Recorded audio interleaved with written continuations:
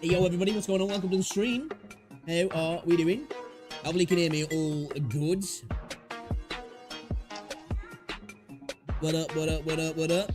Give me a second here.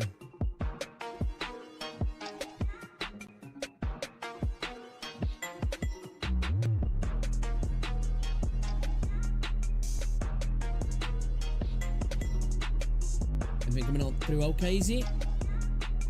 Do we have... Yes, we do. We got transcoding options. Jamie, what's going on, fella? You can hear me all good? Nice, nice. Let me just pop something in the message here.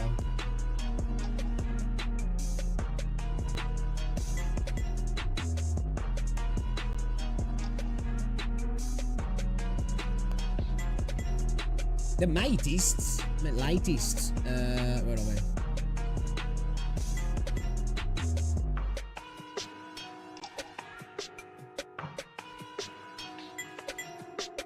As things anyway, they'll do you all good.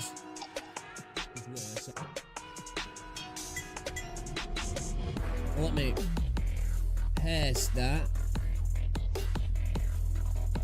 In that as well. Alright, cool.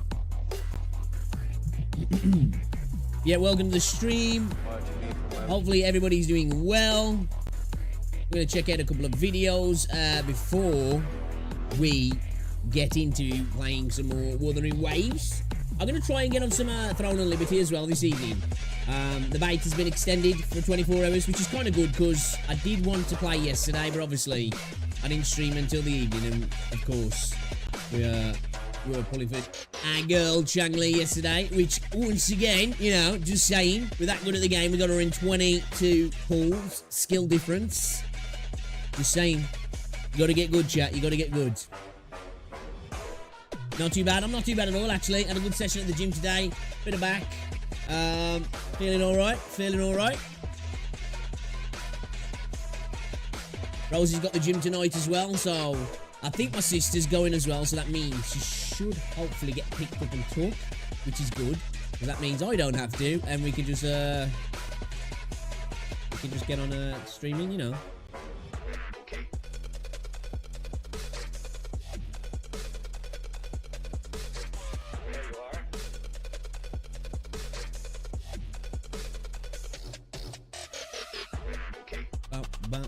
Bump.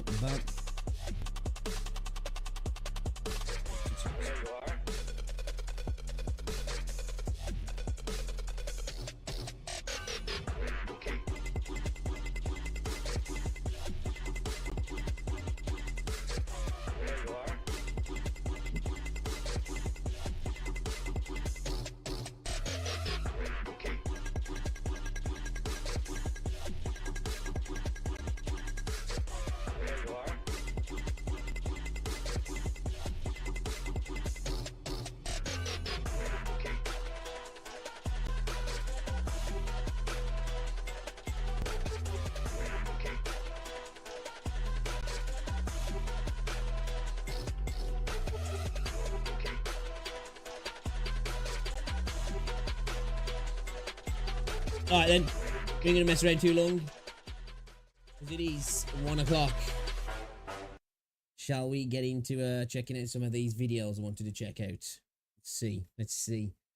This one is definitely going to be the first one we're going to watch, because there's a title there that's definitely pulling me in.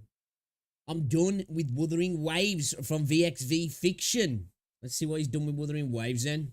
Am I getting clickbaited here? I'm done making Wuthering Waves videos. I'm sorry to my fans who only watch me for my Wuthering Waves videos, but please go watch all the rest of my videos. I became emotional, damn it! Dear Diamonds and fellow Diamonds in Rough, it is finally that time. We just had our lovely, beautiful, light, shiny, dragon-wielding C6R5 Changli is very good. Time to top up smile.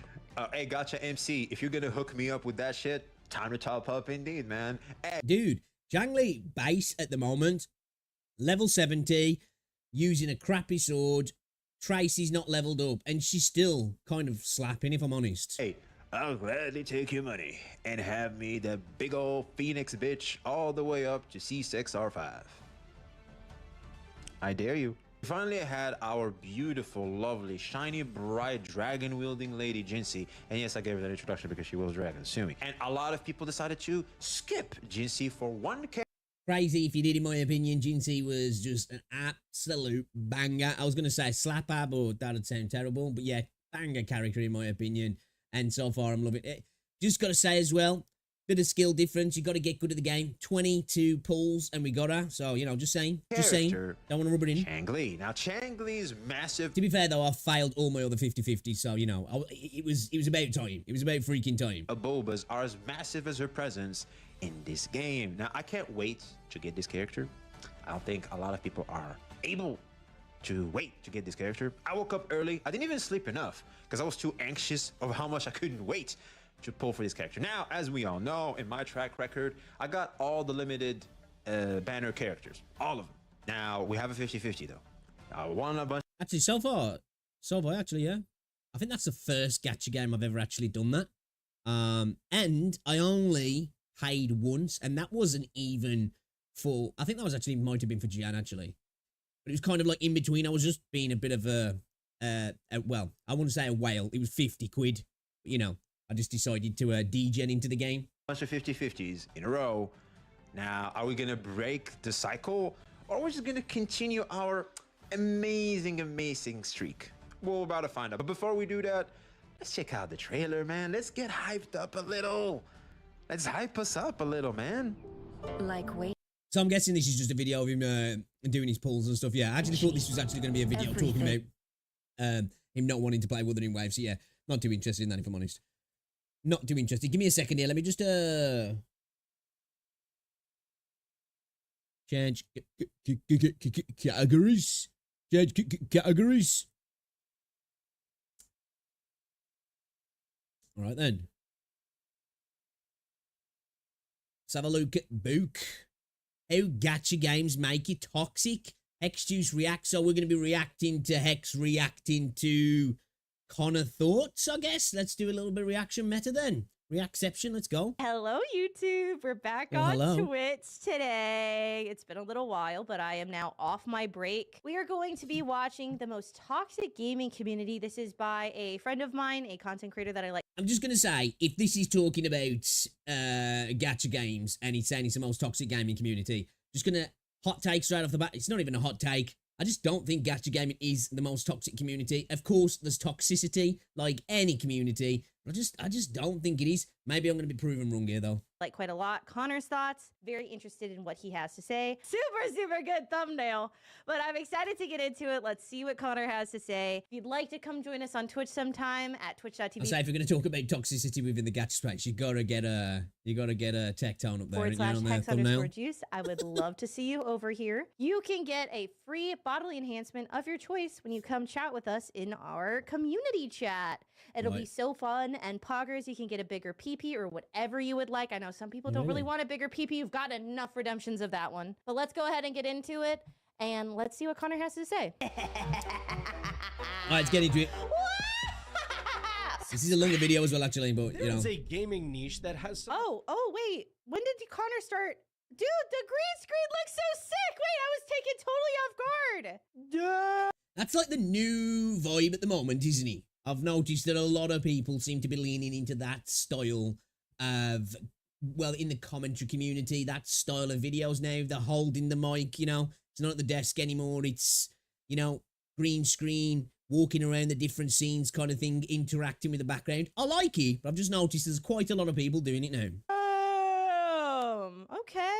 Slay, Connor. Go off. The quality. People in all of the internet in. And I would know. I'm one of them. And that would be the gacha community. The Let's gacha go, community boys. Continues to spiral in a cycle of vitriol, big corpo shilling, and of course, I think probably where a lot of the toxicity and the craziness in the gacha space comes from one, the anime waifus, and two, just the necessity to spend in these games that I think people just spiral a little bit because of the sunk costs bias that comes into it, and then that just, you know, you got to be a little bit deranged anyway to play gacha games and spending gacha games. You know, I hold my hand up.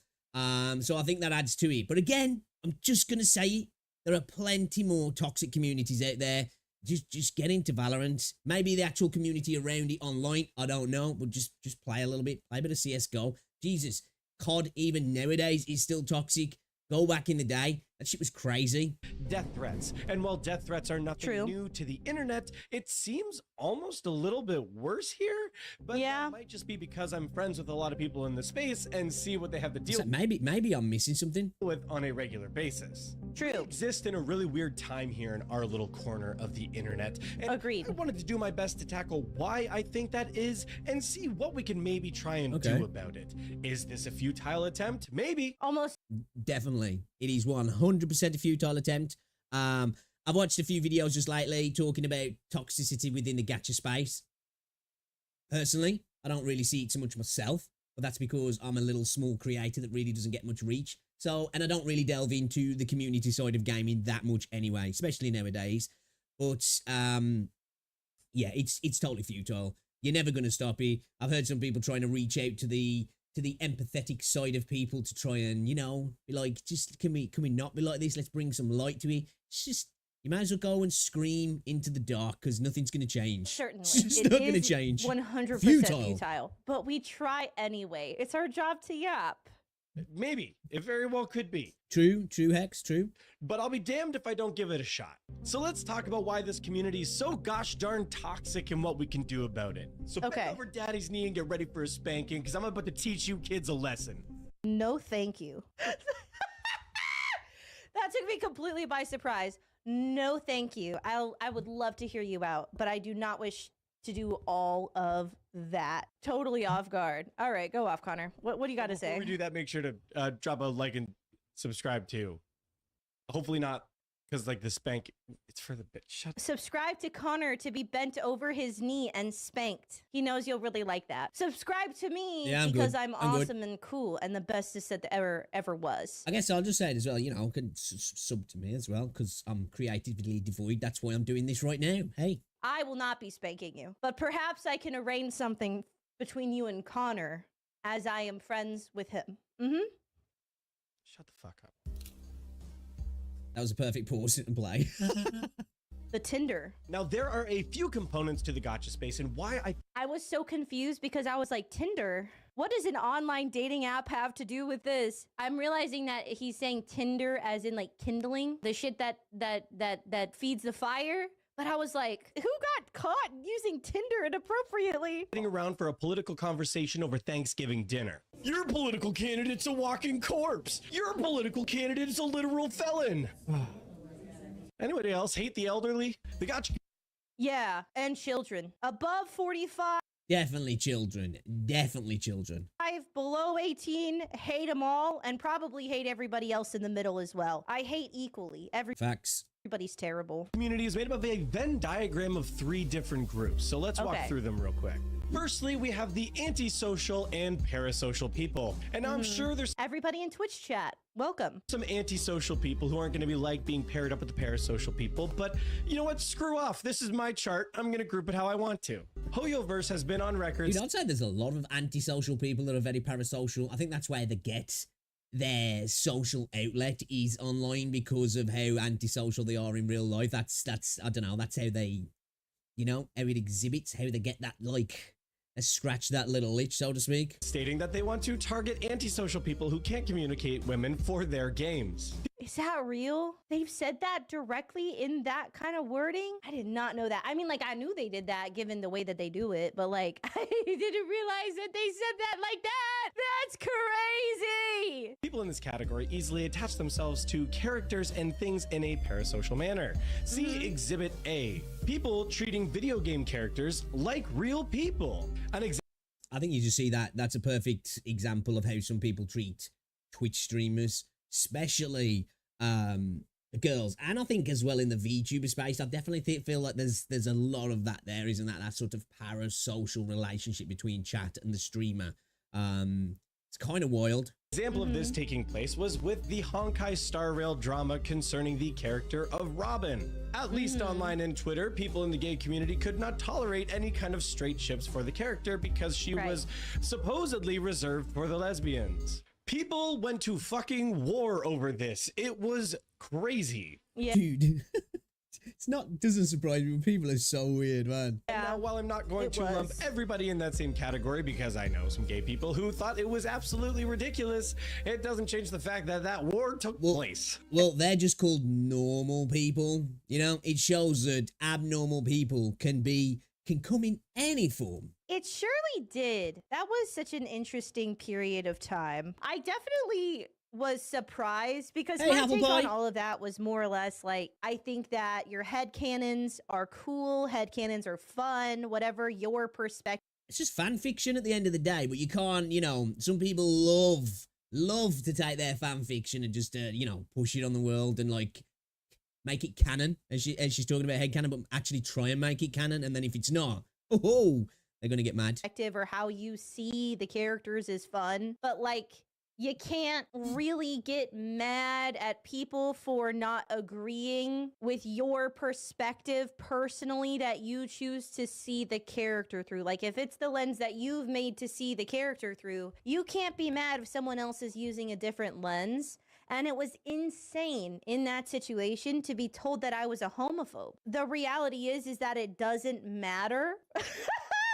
Like it doesn't matter at all. There are very few things that matter less. I will say also that this does not apply specifically in the instance of Changli being my wife. I understand a lot of people like her, know that she is married to me and to me alone. That's not my headcanon. That is the canon of Wuthering Waves. And anybody who disagrees with it is, in fact, homophobic and additionally a bad person who should be taken off of the internet. It is wild though, even though she's joking about that, some people genuinely get like that. And then, you know, they can't just harbor those insane thoughts in their own head. They've then got to go and like, you know, go out there and actually like push it on people, actually voice it. It's just, that's the thing with the internet, man. It allows the loony bin to really be out in force. Internet, period. The end. And just to reiterate, for those of you who still might be confused,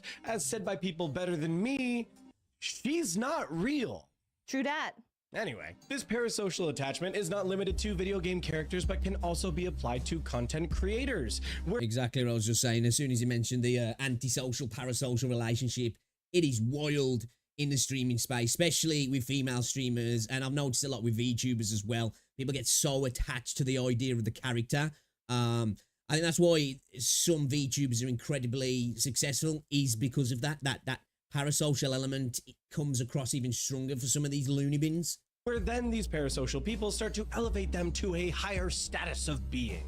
Once someone has been elevated, I'm sure all of my chat would agree that I'm a god. Put a 1 in chat if you agree that I am a god with absolutely not a single flaw or imperfection. Right? Everybody in my chat would agree. I'm like, geez, anybody who puts a 2, by the way, you're getting shot. Violence upon you. If you put anything other than a 1 in this chat, ban them. Ban them. Get them out of here. I'm a god. I'm perfect. Y'all have to know this. to this higher status of being, if they do not meet the headcanon of these parasocial people, they will be crucified and canceled on Twitter. You can be sure of that. Now, if the content creator manages to stay in the good books of those parasocial people, they will defend that content creator if for real, to the death. To the death. Like, we even saw it with the Doc situation. Wild situation. Not going to get into it. But holy shit. Like, even people were trying to defend that. You know, it's just like, is this really the hill you want to die on? And because people become so parasocial with these people, they just can get away with, like, heinous acts. And, you know, in their eyes, no.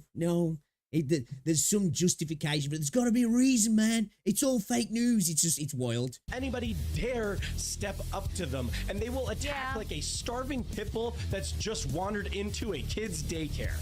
Yeah. I don't Dude, that video is a classic. Absolute classic. know if he's going to address this, but the problem is also, if you are someone who specifically panders to that audience, the problem ends up being that they will turn on you for very small shit.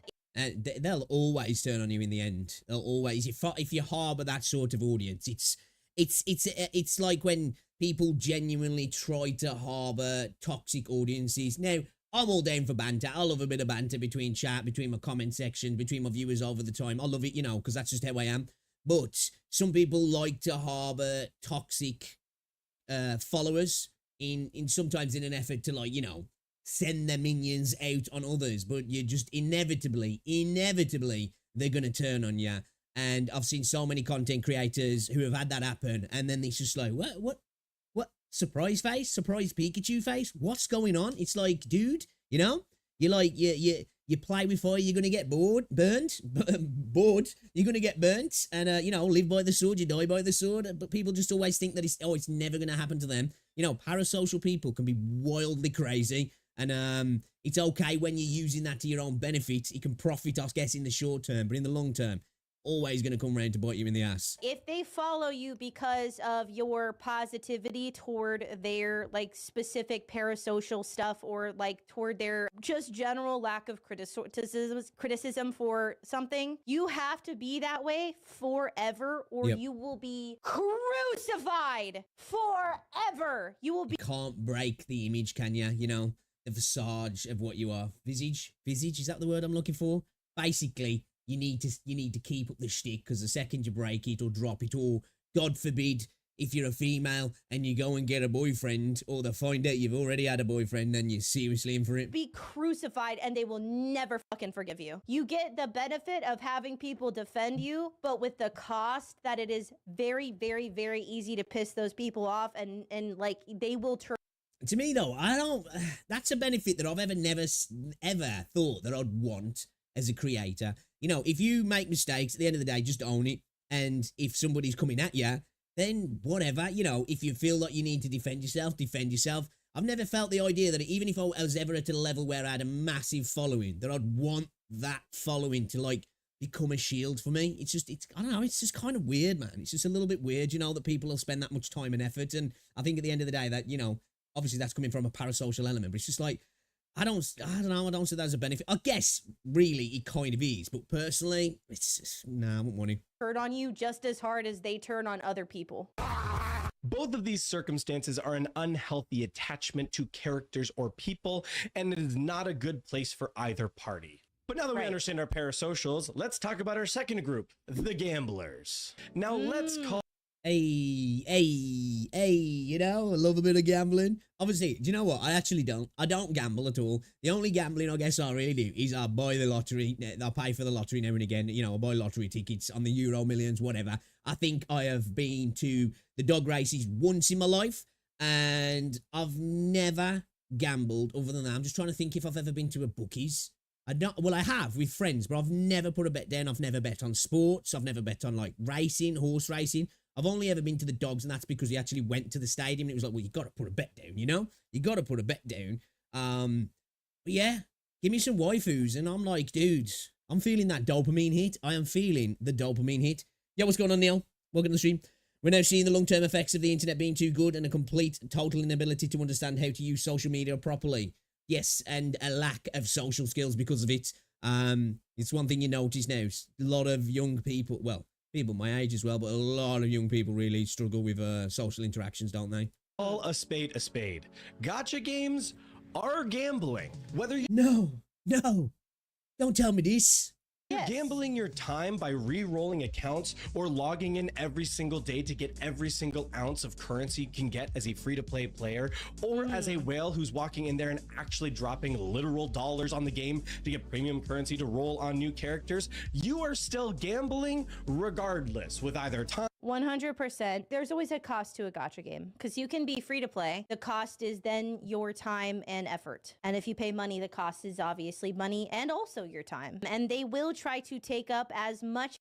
I suppose technically I guess you are gambling with your time. But if you're not spending money, technically, because I think the technical definition of gambling is spending money with the idea of, you know, getting a return, right? But that return is obviously not guaranteed at all.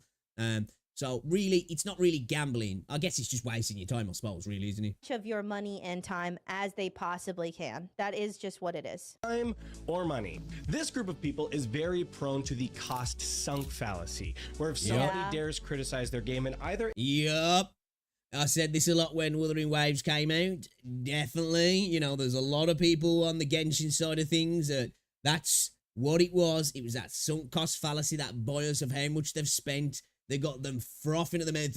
Oh, no way, there cannot be another challenger to the throne because I've wasted all the money on waifus. And it's just like, you wasted the money anyway, you know?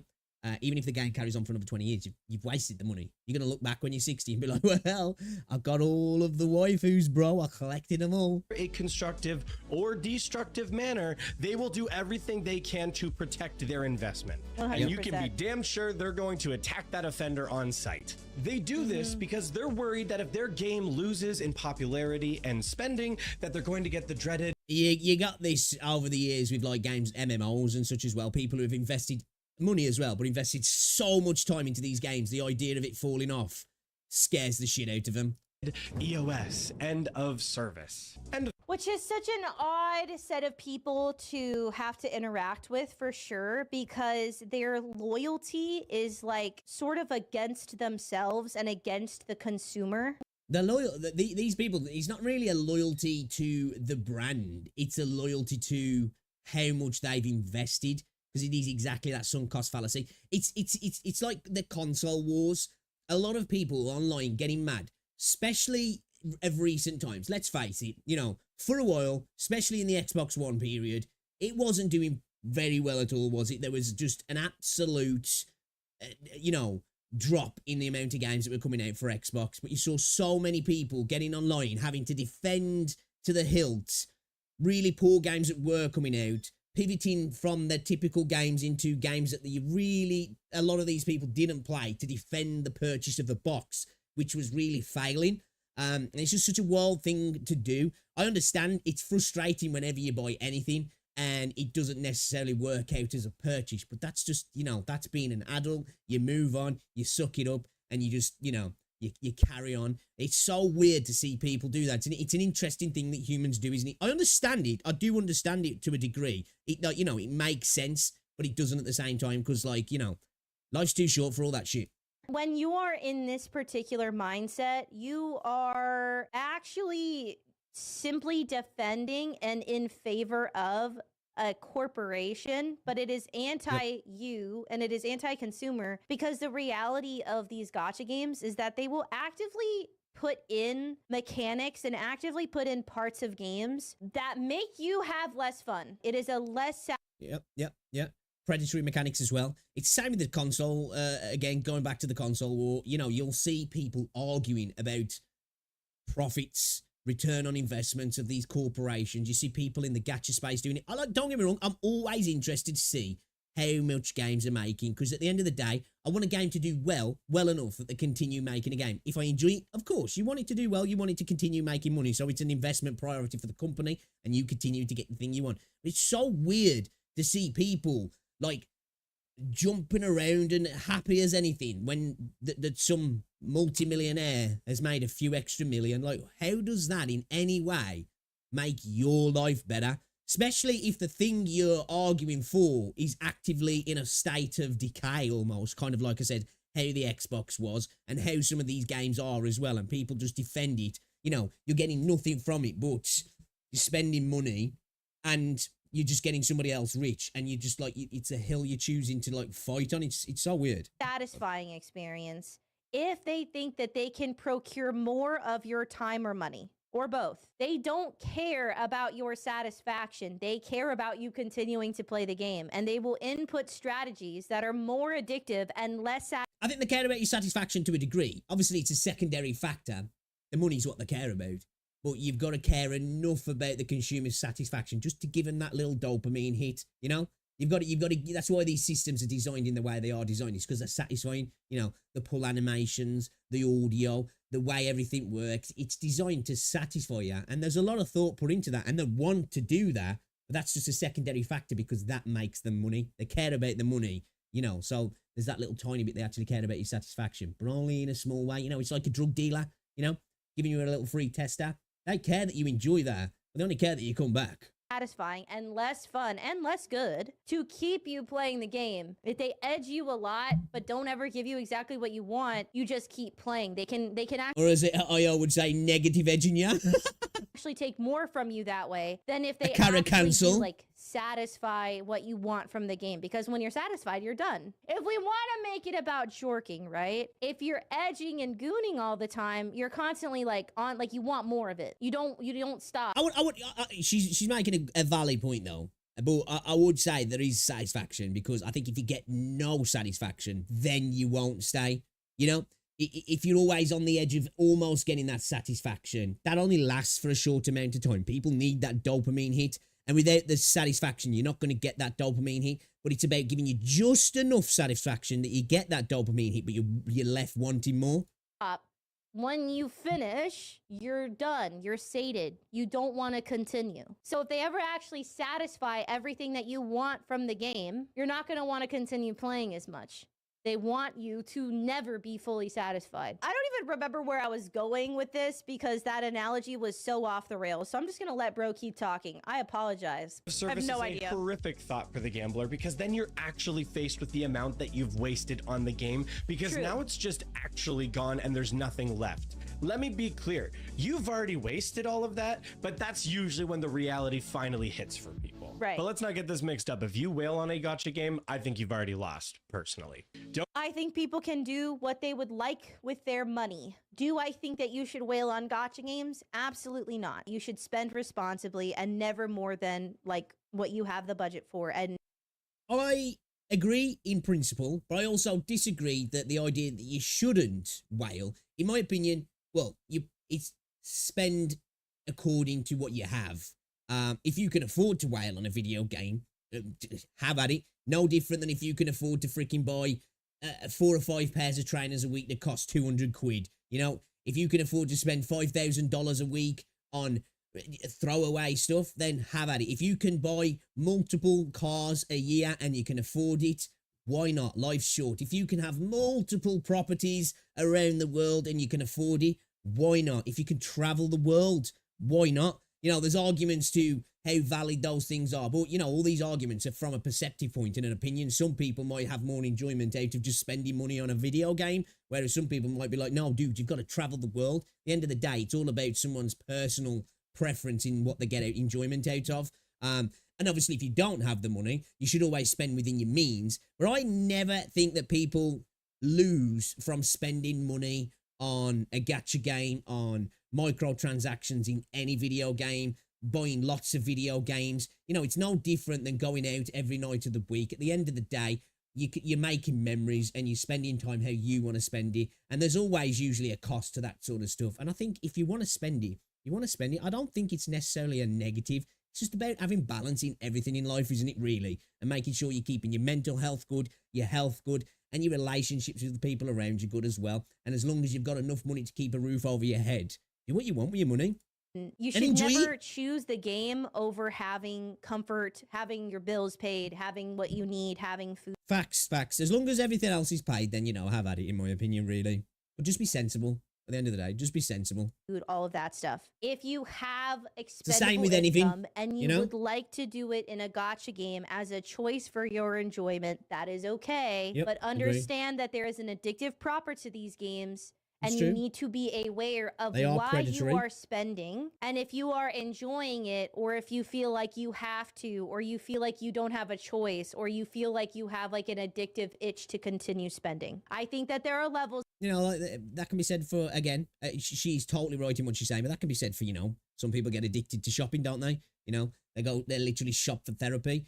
You know, alcohol's addictive, you know, freaking hell. You've only got to look at America to see the food has its addictive properties as well. Like everything you do in life, there's a balance to it. And too much of anything is bad for you. Even the stuff that's good for you, too much of it is bad for you. It's about finding that balance. And as I said, making sure all your bills are paid, you've got a roof over your head. And if you've got some expendable cash, then just do what makes you happy, man. Never let people tell you what to do. To that, I think people should have freedom to do what they want. But if you continuously spend and feel like you don't have self-control, you should, you know, stop doing that, right? Don't get me wrong. I think you should have every right to do what you want on these games. And if you want to go and spend thousands of dollars on anime PNGs and or 3D models that you can run around the world in, you should have every right to. But just because you have a right to doesn't make you correct, and I still think it's a waste. That's very fair. Just because you have the right to do it does not mean that it is the right thing to do. Very true. I don't think it's the wrong thing to do, though. You know, obviously we're getting a little bit too what's it here. It's not the wrong thing to do, though. What is the right way to spend your money? You know, everybody's got a different opinion, haven't they? Some people will say you should invest it.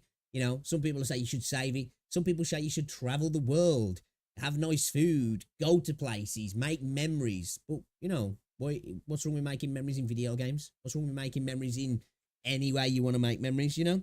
True, I agree. But that brings us to the end of the I think gamblers if you're and happy, to our third you're not category losing. of people, and that is the Gooner Degenerates. The absolute Okay, so I think I cross over in two of those. I'm definitely a Gooner degenerate and a gambler within this space. I like the gambler. I do like the gambler. I used to love loot boxes in games like Call of Duty. I did. Never spent big. I kind of just liked the system though. I thought it was cool. It was nice to get that dopamine hit. Don't gamble outside video games at all. But yeah, definitely. Well, I'd say I'm probably antisocial, but I'm definitely not parasocial. And you know, it's nice being antisocial sometimes. I must admit, I like it. I went to the shop today to go get myself a little meal deal, get myself a freaking, you know, chicken and bacon sandwich and a bag of bacon crisps, I think it was, and a bottle of Coke for $3.99. Great deal. And I go to the counter, and the woman's like, "Oh, these are really nice, aren't they?" And I'm like, "Yeah, they're all right, yeah." And she's like, "Yeah, I really like them. Oh, a tip, they do the chicken and bacon because they've got an in-store Greg's. They do the chicken and bacon at Greg's, and it's really nice actually. And they obviously it's got the butter and the bacon and the chicken. And I'm sitting there thinking, why the fuck are you telling me this? But the sauce is a little bit, I don't know how to describe it. It's got like almost like a different texture, and I think I'm making it sound worse. And even with my discount though here, it's actually a little bit more expensive because it's a franchise and the Greg's down the road. And I'm standing there thinking, can I just have my fucking change, please? I want to go. I don't want to talk to you. But, you know, I kind of like it. It's nice, you know. And that makes me probably a kind of a shitty person because I guess it's nice to be nice. But it's like there's a woman who keeps talking to me at the gym. And every day when she comes over, I'm just like, oh, for fuck's sake. I just want to get on with my set, man. Leave me alone. horny. Put a 1 in chat if you're a Gooner degenerate. And if anybody says anything other than 1, you're a liar. You're a liar, lying liar, pants on fire, you Gooner degenerates. End of the day, if you're in Twitch chat and you're watching YouTube, you're crossing into that. You're crossing into that, aren't you? And I'm talking to you guys in chat as well. Sorry. I know who you are. I know what you are. I know what you are, girl. Y'all nasty. Funniest people I have ever met on the internet have come from the gacha space. And while there's definitely a general crossover with the anime community, it seems like the most degenerate of the anime community ends up trickling their way into gacha games as well. There were fetishes I didn't know existed before I started playing gacha games and engaging. Okay. See, I probably don't engage with the community enough. I still don't think they're the most toxic community. But let's continue. In the community. And those are fetishes. It's nice sometimes to engage with the community side of certain games via other people, you know, vicariously through somebody else. I don't have to get my feet wet, so to speak, but I can do it through somebody else. That I will say I am worse off knowing. Just please, for the love of God, don't Google the term docking. I've talked about docking so much in this stream. I wonder if he learned that from me. I want to ask him so bad. I talk about docking a lot on this stream, but that's because like people on Twitter love to dock. Like Atsu docks like a lot. Like he's like one of the most studious dock. This is how sometimes with gaming culture and stuff, I don't even know what the fuck that is. What the I've got to Google it. See, the first thing that comes up for me is just docking station. Like, even my Chrome's like, what's this, bro? What is this? Yeah, what?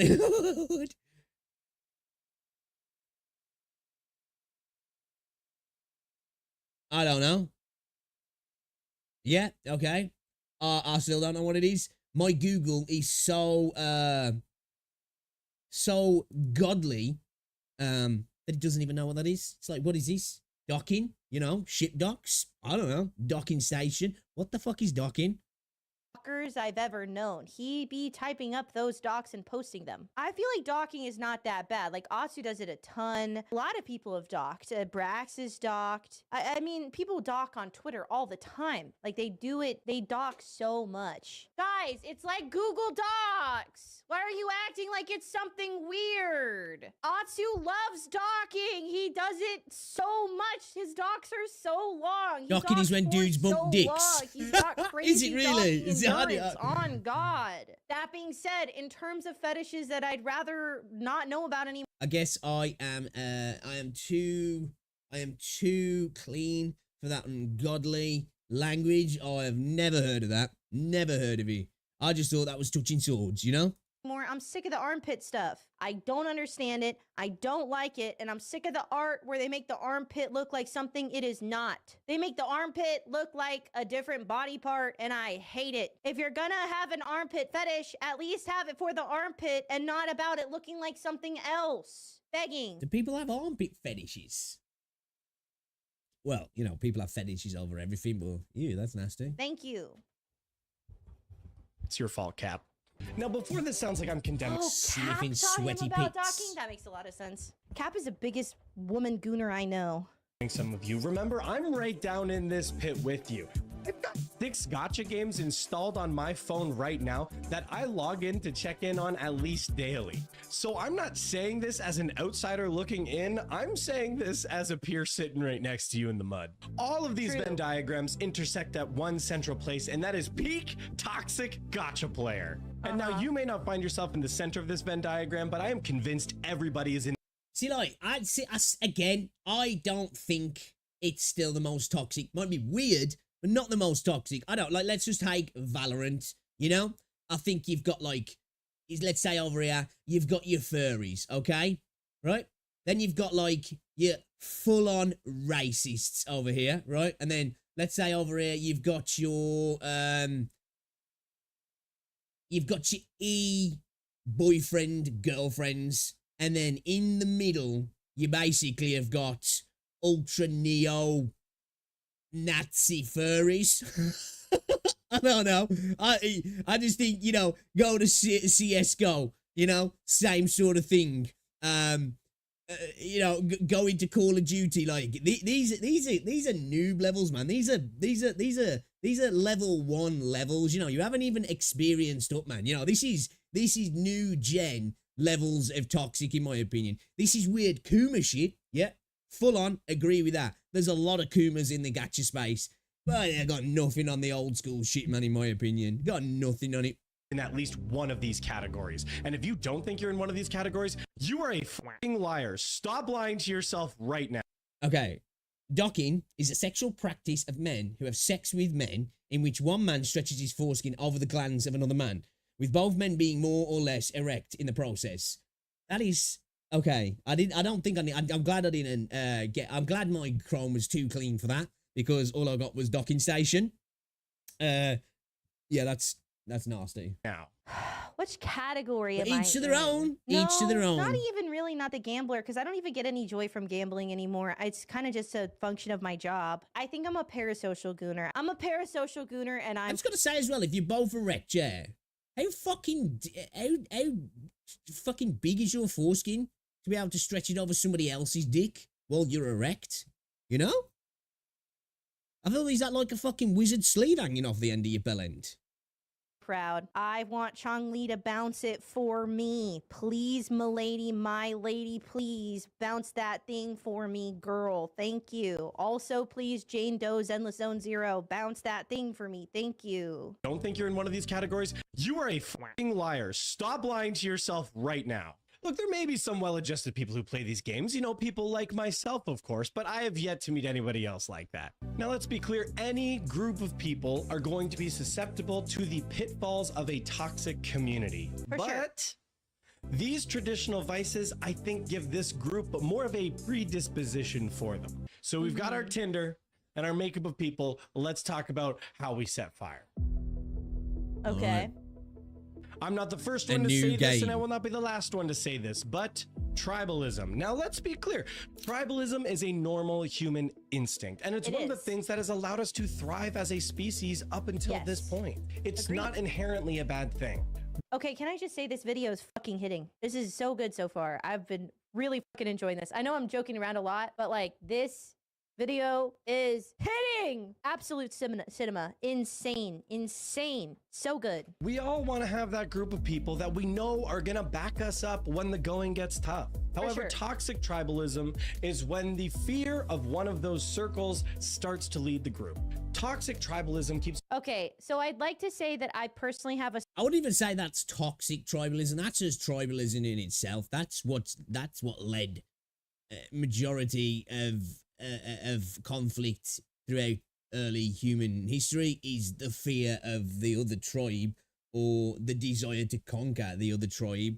You know, it's kind of how everything went before we became a little bit more, I don't want to use the word civilized because, come on, it's 2024 and we're playing gacha games talking about fucking dudes fucking putting their foreskins over the dudes' dicks, you know. Slightly different perspective on this because the base actual definition of tribalism is sort of inherently toxic when you take it outside of the original use of tribes, right? Like if you take it outside of caveman shit, you know. I think even when you apply it to old school humans, if you want to use the word toxic, you know, don't get me wrong, I understand the application to it in regards to like stuff that goes on in gaming, but everything's fucking toxic this, toxic that nowadays. But there are inherent negatives to tribalism back in the day. There were inherent positives because it allowed the survival of a group, you know, the group think, the group together, you know, flourished because of each other, the protection of each other, defending each other,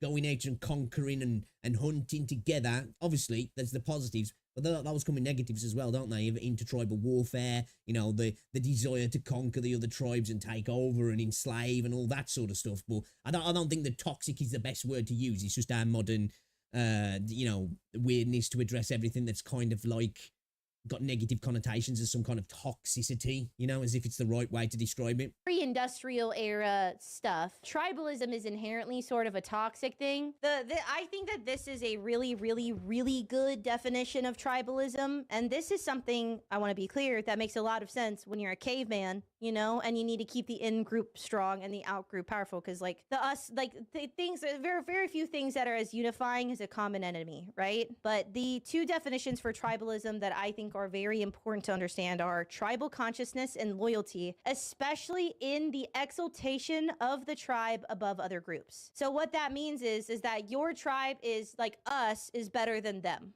So basically, modern politics nowadays, politics in general actually, but even worse nowadays. This tribe is better than all the other tribes. And then there's the strong in-group loyalty on top of that. You know, and so I want to be clear that like tribalism is sort of inherently toxic when you take it out. Again, I just don't like the attachment of toxic to tribalism. I understand what she's saying, and she's right. You know, again, as I said, tribalism, even in its original form of humans back in the day, came with its negative sides. It was inherently negative, but it's also inherently positive as well. You know, it's like everything. It's a coin with two sides. It's just that really, for, I guess, the surviving tribe, the inherent positives outweighed the negatives because, of course, they weren't massacred. But for the guys who got invaded, they were like, oh, God, maybe this is not kind of working out for us. Outside of the realm of like what it was originally used for and the reason why it's an instinctual thing. In modern day stuff, tribalism is always going to be toxic. It is inherently toxic because it requires you sort of seeing others as less than. It sees you as being better and others as less. And that is inherently and when I'm saying this, I'm not denying that it's not toxic. I just hate the use of the word toxic to everything. You know, I just think it's like, and I get it. I'm thinking about it too deep. You know, I'm not triggered by it. Well, I am. I fucking hate it now. I'm just saying, like, you know, it's just that when we talk about any negative things now, we always add the word toxic to it as if if it wasn't toxic, it could somehow be a positive and it could only be a positive and it's only a negative because of this like extra sauce that's been added to it when sometimes things are just inherently that way. Again, it's toxic, I guess. But you know, I just think the word's just overused nowadays. Sort of a negative and toxic thing. To in a constant state of fear and war, where you always feel like you need to be protecting yourself from the other tribes. Yeah. And then if you fail to adhere to the perfect dogma of your own tribe, you will find yourself on the sacrificial altar with the other people you are trying to protect yourself from. When left unchecked, toxic tribalism either only ends in a group devouring itself by trying to constantly achieve a certain degree of purity and people who adhere to the dogma, or if they manage to do that, it will lead them into a place where they refuse to look at any other perspective, leading them into a place of stagnation and a slow state of decay. I think that was a fantastic way of summarizing this concept. My only thing, I'm not necessarily disagreeing. I'm saying that in my opinion, there is no version of tribalism that is not inherently toxic. Does that make I agree with that. And she's right there. She's right. Like I said, use of the word, but she's right. sense? In I my don't opinion. think that there's a difference between tribalism and toxic tribalism. My personal belief is that tribalism overall is inherently toxic by nature of what it is. But I do agree that was a great summary of how it works. Absolutely, 100%. Example, Genshin Impact is a game that has suffered from both of Boo! Boo! No jokes. these things at different times where 100%. people didn't like the game enough, they were just seen as toxic, and now that they refuse to bring about any kind of change, the game has just been a slow state of decay for a while now. Yes. I know it's going to piss off some Genshin stands, but look, I'm just calling it as I see it. Even if it Okay, put a 1 in chat if you still play and enjoy Genshin Impact. Put a 2 in chat if you no longer play or Yeah, the no word longer toxic, I enjoy feel, Genshin in Impact, my opinion, whatever. is misused and we'll be overused at clear certain that points. Yeah, probably definitely my agree. community is a little bit...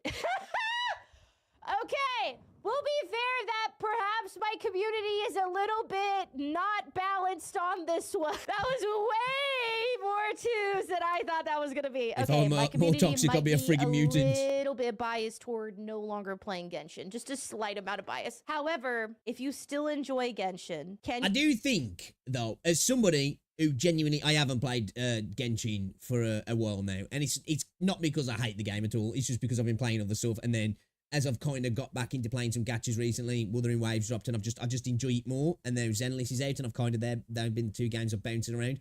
I do think there's a lot of people, though, that it's kind of like the cool thing to do now to kind of rag on Genshin. As somebody who does it quite often, I'm just joking, but I do genuinely think there's a lot of people like, I don't play that trash no more. When I bet they do go back to do it. I bet they do go to get some dailies in here and there and do a little bit of farming and, oh, new banner's out, let's go and see if I can pull some stuff. I do think that. But then get online and go, ah, fuck that. I don't play that weep twink trash, man. You fucking mad? you agree that the community is pretty garbo? Like, honestly, not necessarily worth taking part in. Okay, fair. Fair. Initially, when you found yourself in one of these groups, this was not your intention to act this way. Just out of self-preservation, people's beliefs will shift over time just to subconsciously protect themselves. 100%. Now, if you've got a toxic tribe and you take a group I'm gonna be real. I've been personally suffering from this. Actually, I'm gonna let him say that again. I think it's totally natural. It's totally natural to shift to protect oneself. You know? And we did start to get to a point, at least that was the attempt in the West, wasn't it? Of individualism over the tribe. You know? Now, of course, that can be in itself can become inherently toxic if it's taken to the extreme as well. This is why I say all of these things are balanced. I'm not saying I'm just using the word toxic here because of the video what we're talking about, you know, in the context of everything. But, you know, individualism is a great thing. You know, the individual over the tribe, you know, treating people as individuals rather than as a group. But at the same time, when you try and push that so much, you know, it can really create problems as well as just as thinking about people in a monolith, in a group, you know, in a broad sense.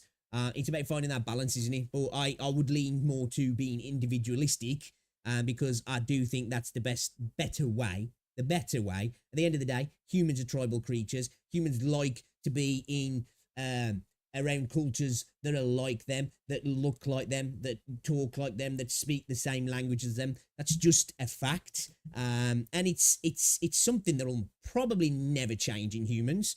But I do think that was a thing that the West was pushing for a while. But I do think now, especially in America and Britain and Western Europe, the politics of tribalism is massively back now, isn't it? You know, the individualism seems to be kind of going away. The individual means less than the group, doesn't he? You know? I want to hear that better because I feel like I wasn't fully hearing that. Even if initially, when you found yourself in one of these groups, this was not your intention to act this way, just out of self-preservation, people's beliefs will shift over time just to subconsciously protect themselves.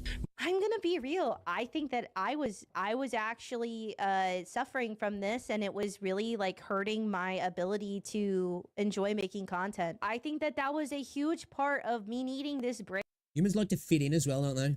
And me needing to like recollect myself and figure out what I was about to be doing, because I do think that to a certain point I was sort of just like entrenching myself on one side of things because there was a protectiveness of it for sure. That's so real and true, because the reality is that if you entrench yourself with one tribe, you only get attacked by the other tribe. It's like a protective thing because your tribe will also protect you. Where like, if you don't participate in the tribalism, you end up sort of being attacked by everyone. And so what I think had happened is like, I was playing. That's why you see nowadays on Twitter and in politics in general, everybody loves to hate on a centrist, don't they? You know, because they try and keep themselves in the middle, not left, not right, not to voice their opinions too strongly on either side, and then sometimes you get both sides attacking them, saying that they're the real villain because they allow the other side to, you know, take the narrative and such and such. Yeah, we humans at the end of the day, we are just monkeys wearing clothes, aren't we? You know, we love to pretend we're not, but we really are. You know, we are a few generations from, you know, just running around jungles, freaking eating each other and shitting in our hands and throwing it. Well, Jesus Christ, some people still do that nowadays, but you know what I mean? Woo-wah.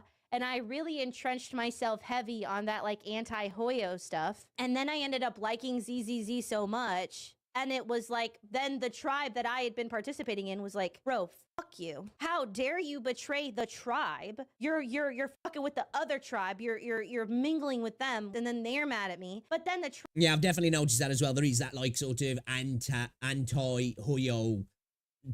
tribe, of course, within the gacha space. And if content creators do dabble into it who have been negative against Hoyo, you know, as I said earlier, this is a problem when you bathe in these communities. Inevitably, it's going to turn on you because you're going to choose to do something that you want to do that's going to go against the groupthink that you've kind of fostered, and it's going to bite you in the ass, isn't it? Really. As well, the funny thing is about the people who get mad about stuff like that, like, you know, people like Hex who have maybe been a little bit negative towards Hoyo and then gone and played a Hoyo game and enjoyed it. You can guarantee they've tried it out as well, but it's okay for them to do it because they're not the streamer and they've got that weird parasocial relationship going on. Like, tribe that I had been shitting on is also mad at me. And so like it was being attacked by both sides, which was obviously really difficult. When I started trying to unentrench myself without fully understanding what had been going on and why that was happening, that was so difficult. But I think this is absolutely something I had fallen victim to and a big reason why I needed to take a break. Now, and I think as well, VTubers could probably suffer from this more than normal streamers. Because at the end of the day, I think one thing with streaming, it's like actors, isn't it? And it's like movie stars, TV presenters, sports stars. People separate the real human that's behind, you know, the bag of meat that was once a little baby that's grew up and experienced life in all the similar sort of ways that you have. Obviously, everybody has a different background, but do you understand what I'm saying? You know, I've experienced all that life has to offer, and they just see this other person through a screen on a field, and there's that detachment happens. And I think it probably might impact VTubers even more because then there's that extra layer of them being behind the avatar. So it allows people who tend to be parasocial for it to kick in even quicker because it's almost like, well, they're not a real person, you know? I definitely think that, it will attract more people like that. Because obviously, VTubing is blown up, but I think it will definitely attract more parasocial, almost stalker type people, because they don't see that person as a real person. And if they dare make their own choices outside of what they believe they should, they'll get a little bit rowdy about it, you know what I mean? Twitter most of the times in arguments is mostly picking sides and then just what she said. If you're on one side but you agree with the other side, the side you're on will deem you a traitor and attack you. It's a shame. We have, as I said, I felt like that's one thing, at least it felt like in the West, at least, especially in America and the UK as well. It felt like, you know, you could, there was that, it's a perfect term, you know, the old term of we can agree to disagree. It's a beautiful thing, but I feel like we're going backwards a little bit, especially in the West. That seems to be going away now. You know, we just don't act like adult humans anymore, really, do we? We seem to be becoming a lot more emotional, a lot more tribalistic, and a lot more vehement with it as well, you know, to the point of, you know, Jesus, you've only got to see what happened to Trump the other day, you know what I mean? Like, it's, you know, we seem to have took a few steps back, especially in the West. I feel like, you know, as somebody who's a little bit older than probably most of the people who watch my stuff, back in the 90s, there was always kind of like this feeling of like, we were trending in the right direction in that regards. Not to put a downer on the future, but it just really feels like we have stepped back in that regards. We've advanced so many ways, and we've done so many good things in regards to social issues as well. But then we've kind of like, I don't know, we've really delved into this, like, this tribalism now to the point where it's making things worse. You've got like, a toxic tribe and you really take a bad. group of antisocial people who, generally speaking, have a hard enough time integrating themselves into Hey, what's going on, particular Cheese? groups. They're going to be ripe for this kind of experience. Oh, good, bro. Oh, Then good. if you've got the gamblers in the group, they're very quick to weaponize that group of people because they have a fear of loss and want to protect their investments. 100%. Then you've got the gooners and the degenerates standing around, just jerking off constantly, so busy in their own heads that they just sit around and let it all happen anyway. Kind of Yeah. Like the guy who likes to watch the world burn, right? Just jacking off over his JPEG wife who's just like, you know? sloth coming out of the fruits of lust in a weird way. Usually the only thing that can get one of the gooners or degenerates really fired up in a toxic way is when they smell censorship. Because like, Yeah. dude, I swear, if I gotta hear one more person complain about Nicole's boobs being nerfed, I'm gonna riot. Fair complaint, though. Come on, fair complaint, though. It's true. It's true. But fair complaint, though, right? You know?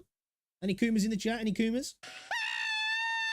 Honestly, same. Also, I'm gonna say it. I'm glad they censored those Aboba because there is no way I could have played Zenless Zone Zero with a clear head if those things were thinging like that. However, I think, in my opinion, I think the actual top looks better. It almost accentuates the cleavage more, if I'm honest. I don't know if they're like, they've got smaller, but like just from the images I saw, it seemed like the way the top is now, it kind of accentuates it a little bit more. It directs you into it, you know what I mean?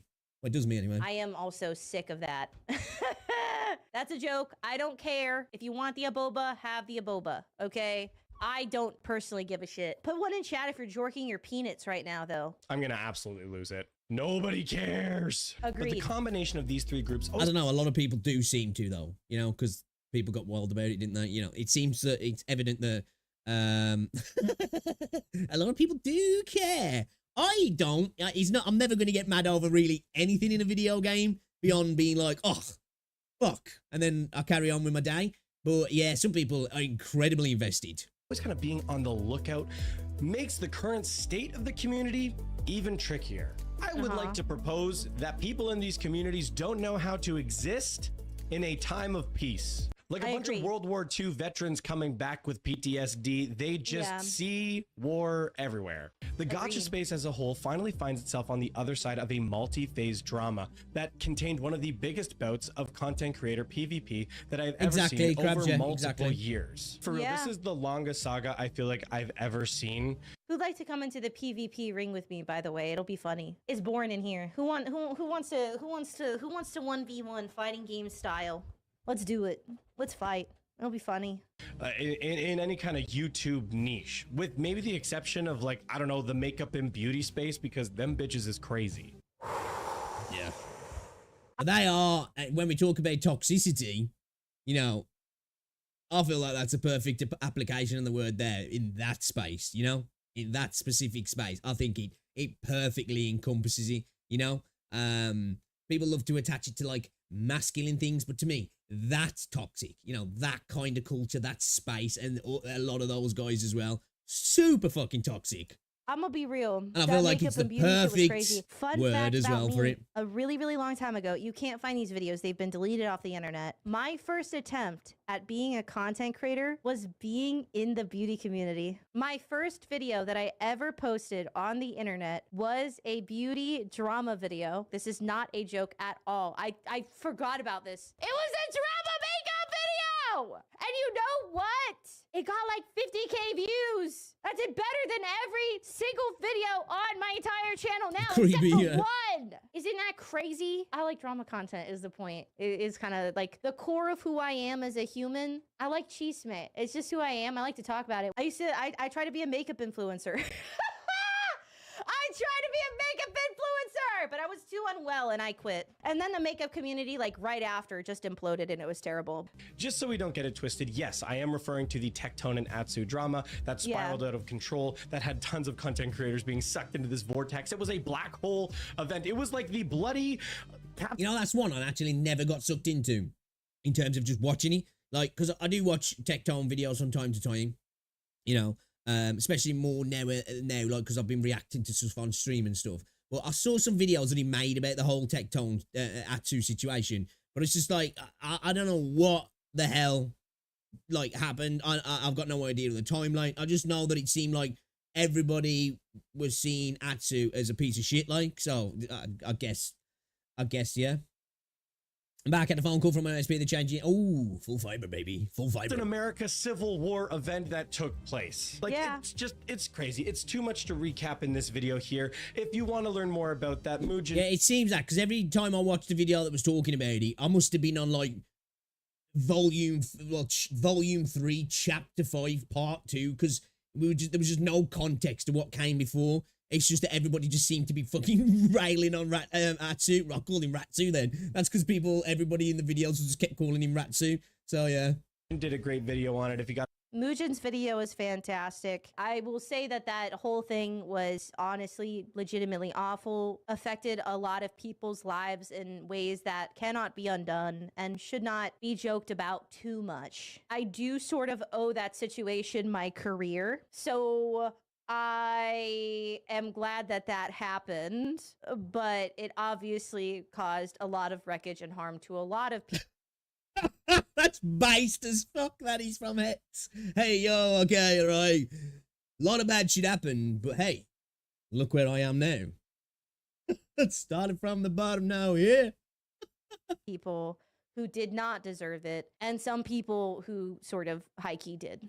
a few hours to spare, but I'm not getting into all the details on this one. All that matters is that we've gone through this crazy event and it is now Yo, for seemingly real, done. There was Neil? a small Yeah. epilogue there, kind of a little bit that happened with Mtash, but even that's already been, that's all a wash. So it seems like What happened with Mtash? I don't know anything about that. things have finally cooled off in terms of the content creator space, which I'm gonna be honest is really nice to see. Yeah. But, well, a lot of these content creators have moved into a time of recovery, like for example. Well, it's the calm after the storm, isn't it? It's like that with most big drama spectacles. You know, like I say, I am like old school in this. I remember the old school freaking Call of Duty drama, the Raw Instinct, the fake nukes, you know, the X-Jaw stuff. You know, that's like we're going back to like, you know, like early 2010s, like well 2010s, I'm talking like, you know, round about 2010 through to like 2012 era of YouTube, you know what I mean? Where a lot of people who probably come into my channel are probably like, they would have been in diapers then. You know, and usually you have this big blowout and then a bunch of people get freaking targeted, they get cancelled, they get excommunicated from the space and they disappear, and then everything settles and calms down, you know, just like at the ending, the firing of the guns have stopped and everybody comes to terms with it and people shake hands and break bread, and then it all starts all over again. Example, Tectone just went on a break. Hex Juice has been on a break. Other people as well. I'm back though. Thank you for mentioning me. But I'm back. But But yeah, I did need that break real bad. It was really bad. I'm gonna be honest. I'm kind of using this as a. I didn't know that this video was gonna be hit so hard. I'm gonna be real. So I'm kind of using this as an excuse to talk about myself as well. I really did need some time to sort of sit down and actually reflect on what I needed and what I wanted and what my goals were and whether or not I was doing what I thought was going to achieve them. I'm so glad that I did this because I feel so much better. I feel like you can hear it in my voice. Like if you watched a video from me like a week or two ago, compared to today, I feel like I just sound better. I sound happier. I am happier. I was legitimately thinking about quitting. Really, not quitting, but like I didn't know how to get out of the way that I felt and the way that I was like handling the community stuff. And I see, I don't even know what all this is about. I'm totally the only thing I know was I remember that well, I won't even call it drama, but there was like the little back and forth between Tectone, Hex and MTash, because Hex had kind of like said that she didn't like Zenly Zone Zero, and Tectone had kind of said that you know, people are stupid if they can't, that basically if they've only played the game for a couple of hours, it's stupid to say a game's not good. And then like Hex spoke to Tectone, and then like MTash got like all angry saying the way Tectone was speaking to Hex, and Hex then kind of fell out with MTash because she was like, you know, you don't need to speak for me and defend me. And then Hex and Tectone kind of made up, and then Tectone fell out with MTash because MTash did kind of go a little bit wild. Which, you know, Hex has now come around to liking Zenly Zone Zero. Even though I liked Zenly Zone Zero at the start, I definitely saw some of the issues, and I definitely disagree with what Tectone said. In my humble opinion, unless you're reviewing a video game, I think it is totally fine to play a video game for an hour and say it's trash. Now, it's just your opinion, and I don't think somebody can go, you're wrong. You know, to you, they might be wrong, but I think if you can play a video game for 25 minutes, 30 minutes, and it's not hitting, that's fair. That's fair for you to say. You're not a reviewer. It's not your job to review a game. You're not giving a factual, you know, bullet point freaking explanation of why the game's bad. You're just like, you know what, the game didn't hit. I didn't like this. It's not for me. And that's totally fine. And you can also then come back to a game, play a bit more and like it. And it doesn't mean you were wrong. At the end of the day, it's up to a game to engage you right off the bat. Now, if you're a reviewer, then you should definitely be at least completing the story of a game if it's a story game, or at least engaging with a good chunk of content if it's a live service, you know, game that's going to have content added to it. Yeah, I think it's totally fine to play a game for like an hour and be like, yeah, that game's trash, man. It's trash. That's just my opinion. Don't like it. Not doing it. Same way as it's okay to watch a film and be like 20 minutes in and be like, yeah, fuck this film. I don't want to watch it. You know? Now, if you went and then tried to review the film, totally different situation, because you're actually trying to review it from, and I think that's just disingenuous because you haven't even watched the film. How do you know what happened in the film? You don't know. And you're trying to tell people how the film is. But it's fine for you to go, yeah, I tried watching the new, I don't know, fucking whatever film, the new Marvel film, and it sucked. And like, that's fair. It's okay. People might go, well, I disagree with you, and I think you're wrong. And it's like, okay, that's totally subjective, isn't it? You know? Yeah, I think that's what it was. I think he'd got I know he said, because Tectone even said that, didn't he? It was like, you know, just say it if you've got a problem with it. He did, didn't he? And he was like, yeah, I've got a problem with that, which, like, you know, if you have got a problem, you shouldn't use defending somebody else to express your ill feeling towards that person. You know, just bring it up. If somebody's done something to hurt you, just let them know early on. And then, you know, it doesn't have to get to this boiling point of you maybe saying shit that you regret at the end of the day. Because I think MTash did regret some of the stuff he said at the end, didn't he? Which, you know, it's never a good position to be in, to say things to people and then sitting there afterwards, you know, before you get to bed thinking, fuck. I'm not saying I wasn't valid in some of the things I thought, but I really shouldn't have said what I said and the way I said it, kind of thing, you know?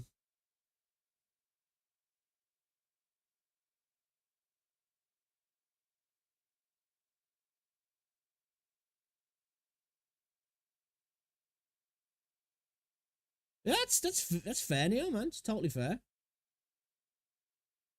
I felt like it was just like not gonna get better, and so it was so. Bro, if you'd have played 30 minutes in Wuthering Waves and was like, this is ass, you're not wrong. That's how you felt about the game. Christ, I remember when I told you to get CSGO, I think what you played it for 5 minutes was like, fuck this. You know? So fucking hard to know how to like get through it. And I had And to. that doesn't mean you're stupid or wrong for voicing that opinion. Now, if you'd have gone and then created a freaking a full-on review on a website about it and you were getting paid for it and you were like, this is why CSGO is a bad game, and started to list all the things, then you'd be like, okay, that's a disingenuous review and that's kind of like a shitty take. But for just saying like, yeah, tried the game, didn't like it, not for me. Okay, cool. To just not. And you're even allowed to voice those opinions publicly as well. Stream. Just and, not in the like, guise of a review. actually think and like talk about it and figure out what I wanted and talk through it. I was not going to be able to slam my face into it enough that it was going to fix itself. I had to stop and consider my options. And I'm so glad that I did. I highly recommend to any content creators, if you are struggling with your mental health, with the negativity in the community. Yeah, I agree with this, because like there was a talk, like, you know, when Hassan was saying about how the content creation's harder than 9 to 5. As somebody who's done a bunch of different 9 to 5s, you know, I've done freaking roofing through to sales, through to freaking warehouse work, you know, I've done a bit of everything. The only thing I suppose I haven't really done is something that's a highly educated job, I guess, and been in the military. And it's just not. Getting to sit down and do the thing you enjoy, especially if it's things like play video games or to talk to your community, it's one of the easiest and best things you can do. But, that being said, it can be incredibly draining on your mental health, especially as you get bigger. Obviously, I'm a tiny channel, but there was a point on YouTube where I'd get like 200 to 500 viewers a stream. And believe me, it can get draining. It really can. You know, even just things like having the same question hit at you over and over again, it can get to you. So being involved in a lot of drama can definitely get to you. And yeah, I think being a creator, you've got to learn to get a thick skin. And you've got to learn to know when, right, I need to step back a little bit and have a little bit of a mental health break, you know what I mean? And that's for any job. Any job can be like that. It doesn't even matter if it's a 9 to 5 job, you know. Sometimes, at the end of the day, your mental health and your physical health is more important than any job, even if it means you earn less. You know, sometimes you might even have to take a step back totally and go down a different career path and earn less money, which I've done in the past. I've had jobs that have been, like, quite lucrative, and I've been like, you know what?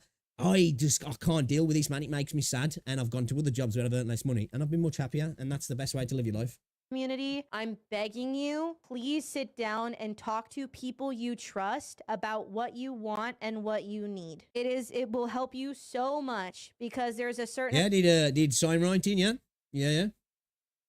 amount when you are on the grind, you're not going to be able to figure out fuck all. But I think that there are a lot of people who are very obviously burnt out, on edge, frustrated, mad, all of that stuff, right? And like literally take a couple of days off and think about what you need and what you want from content creation, because there is no point in continuing the grind if it's not fun. This is something that Pokey said, and I think Fob said something similar. Us as content creators, we get to have the coolest, funnest, comfiest job ever. We get to sit and play video games and talk about games, talk about shit, and people listen and like us. That's like the bestest fucking job in the world. Sometimes like us. Not lumping myself in this here, because obviously I'm a tiny channel, you know. I'm not like trying to say, you know, it's like, you know, that's like playing football on a Sunday and being like, yeah, to Ronaldo, you know, hard job in being a footballer. And if you're not having fun, just go, what is the point of doing something like this if you don't enjoy it? There's none. I've been taking some time. Especially when there's a lot of medium to smaller channels that are earning, you know, minimum or even below minimum wage. At that point, if it's like making you have a bad life, just go get a shitty job where you'd be happy and you wouldn't have to deal with it all, you know? Some vacation hey, too, but I wasn't really in the drama. But it's nice to see that everybody's finally cooling off. But I don't know if you haven't noticed, but it feels like even though the content creators may be in a cool down state, yeah, I think, yeah, drama can cause a price, definitely. I think if you're going to like be a person that really, you know, deals in drama content all the time, you need to kind of be built like somebody like Tectone and Keemstar, you know, where it just shit does not phase you. You know what I mean? Like, I think Tectone, it probably phases him a little bit more than he does Keem. Tectone, you know, he's definitely like, he deals with most of it. But I think, you know, there's sometimes that I've seen, there's like, you know, you could see that, okay, all right.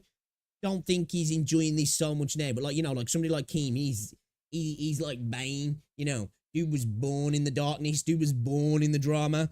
You know what I mean? So like he can just deal with it kind of thing, like, and can just live a happy life along with it. Where some people, like, they try to get involved in it and they're just not built for it, right? Like, you know what I mean? Bix, have you seen that Snoop Dogg is one of those carrying the Olympic torch in Paris? Oh, really? It seems like the communities are far from it, and they're 100%. still out looking for blood. Just to be clear, 100%. I'm not blaming any of the content creators for the stuff that's going on. I very much believe at the end of the day that people are only responsible for their own actions, but, you know, it is happening. There's an in-between state there where content creators do have a certain amount of culpability for encouraging sensationalization and all of that stuff, for sure. Additionally, people should be intelligent enough to Hold think up. for themselves. I missed that. Blaming any of the content creators for the stuff that's going on. I very much believe at the end of the day that people are only responsible for their own actions, but, you know, it is happening. There's an in-between state. Blaming, I need to but go it back feels in. like even though the content creators may be in a cool down state, it seems like the communities are far from it, and they're 100%. still out looking for blood. Just to be clear, 100%. I'm not blaming any of the content creators for the stuff that's going on. I very much believe at the end of the day that people are only responsible for their own actions, but, you know, it is happening. There's an in-between state there where content creators do have a certain amount of culpability for encouraging sensationalization and all. Of course I do. Of course I do. You know, with great power comes great responsibility. The bigger reach you have, you've got to understand that your words, especially if you've got a big community, your words do carry weight. Now, they shouldn't, you know, but we live in a world now where people will listen to what pop stars and movie stars say in terms of voting. Oh, well, Robert De Niro said that. Well, that's who I'm voting for then. You know what I mean? Like, the end of the day, when it comes to that sort of stuff, you've got to make your own decisions. But let's face it, people don't. People love to follow things, and that's where we go back to the tribalism situation. People love to have a freaking, you know, a freaking totem pole to look at and be like, tell us what to do, leader. They said to do it, so I'm off, I'm out, I'm going to do what I can.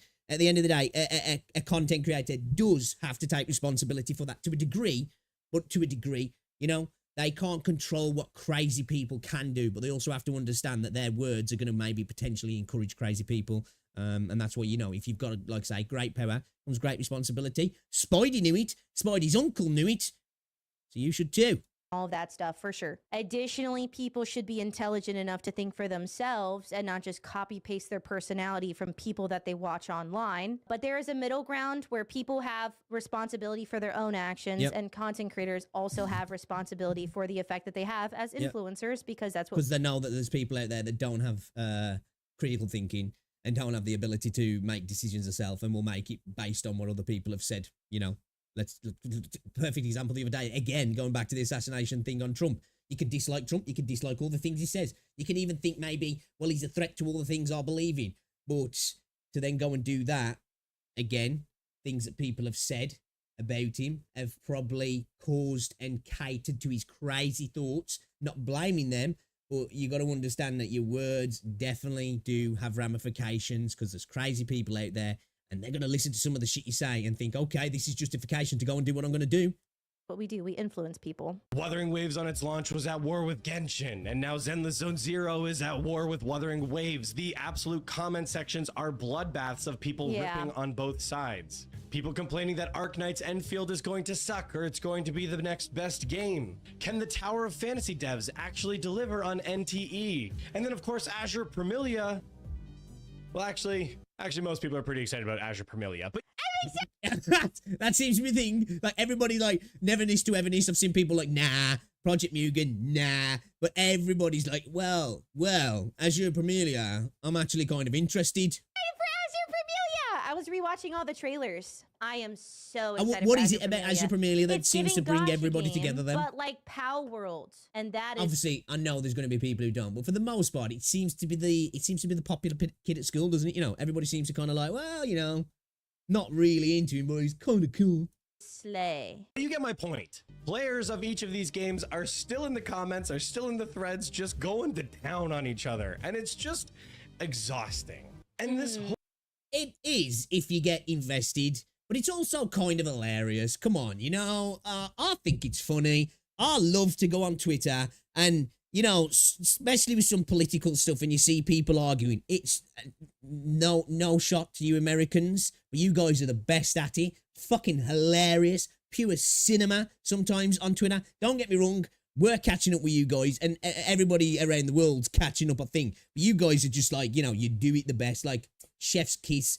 Fucking hilarious. You see it in the football communities, the way people argue. Again, going back to the old console war situation, you see it with that. I love to watch grown men arguing about which console's better. I think it's freaking hilarious, man.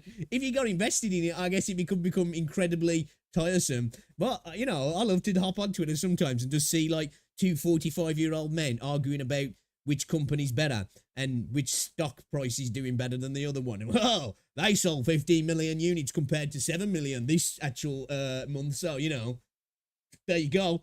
I've got to go and wash my fucking kids now. You know, I'll be back in a bit to argue with you more.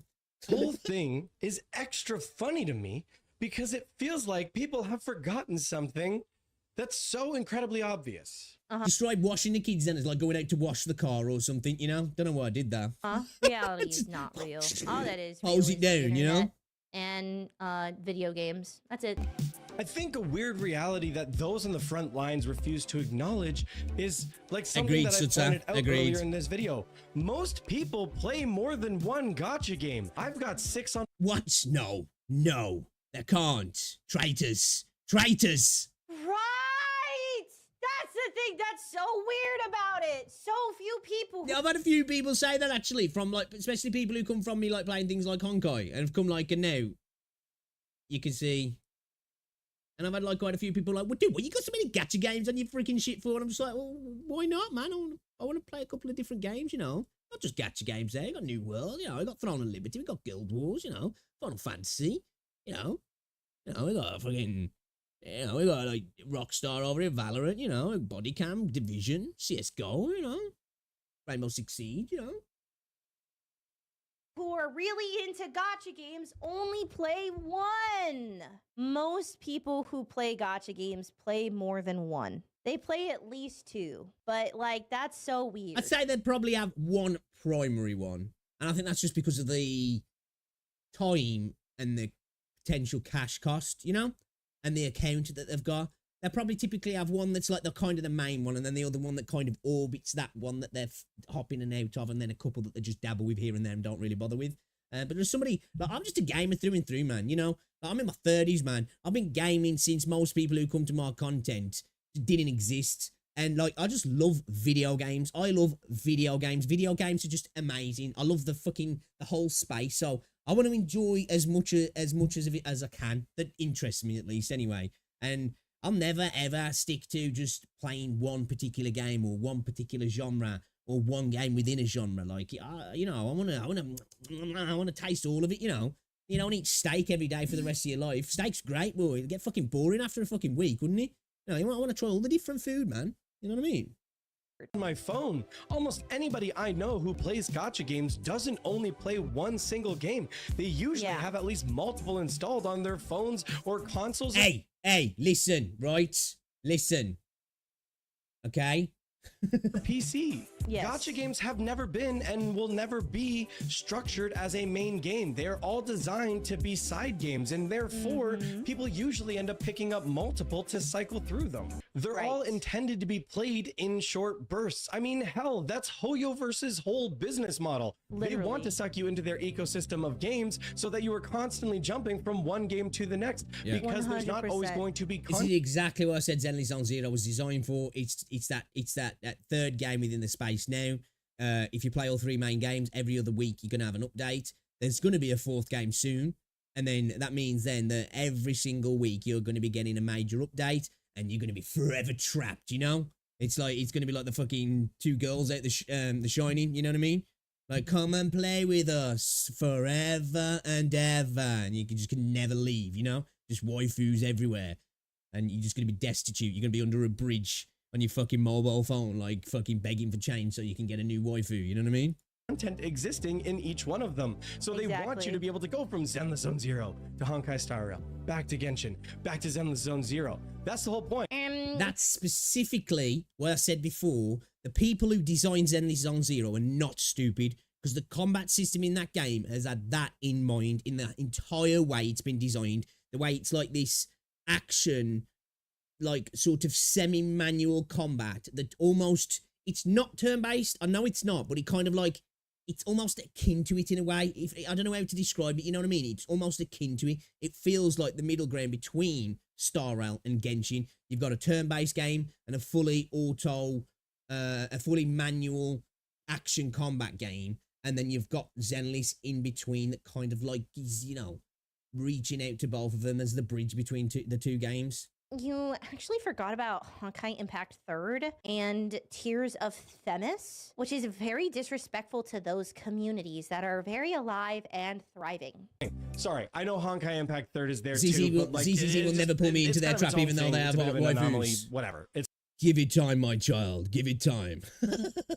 It's a very important gacha game that a lot of people care a lot about. fine, you understand. Outside of Hoyoverse though, even if a game on launch has a ton of content for you to do, what we call the honeymoon phase, where you can sit down and binge a gacha game for the first time, that will eventually come to an end and you reach what's called the maintenance mode.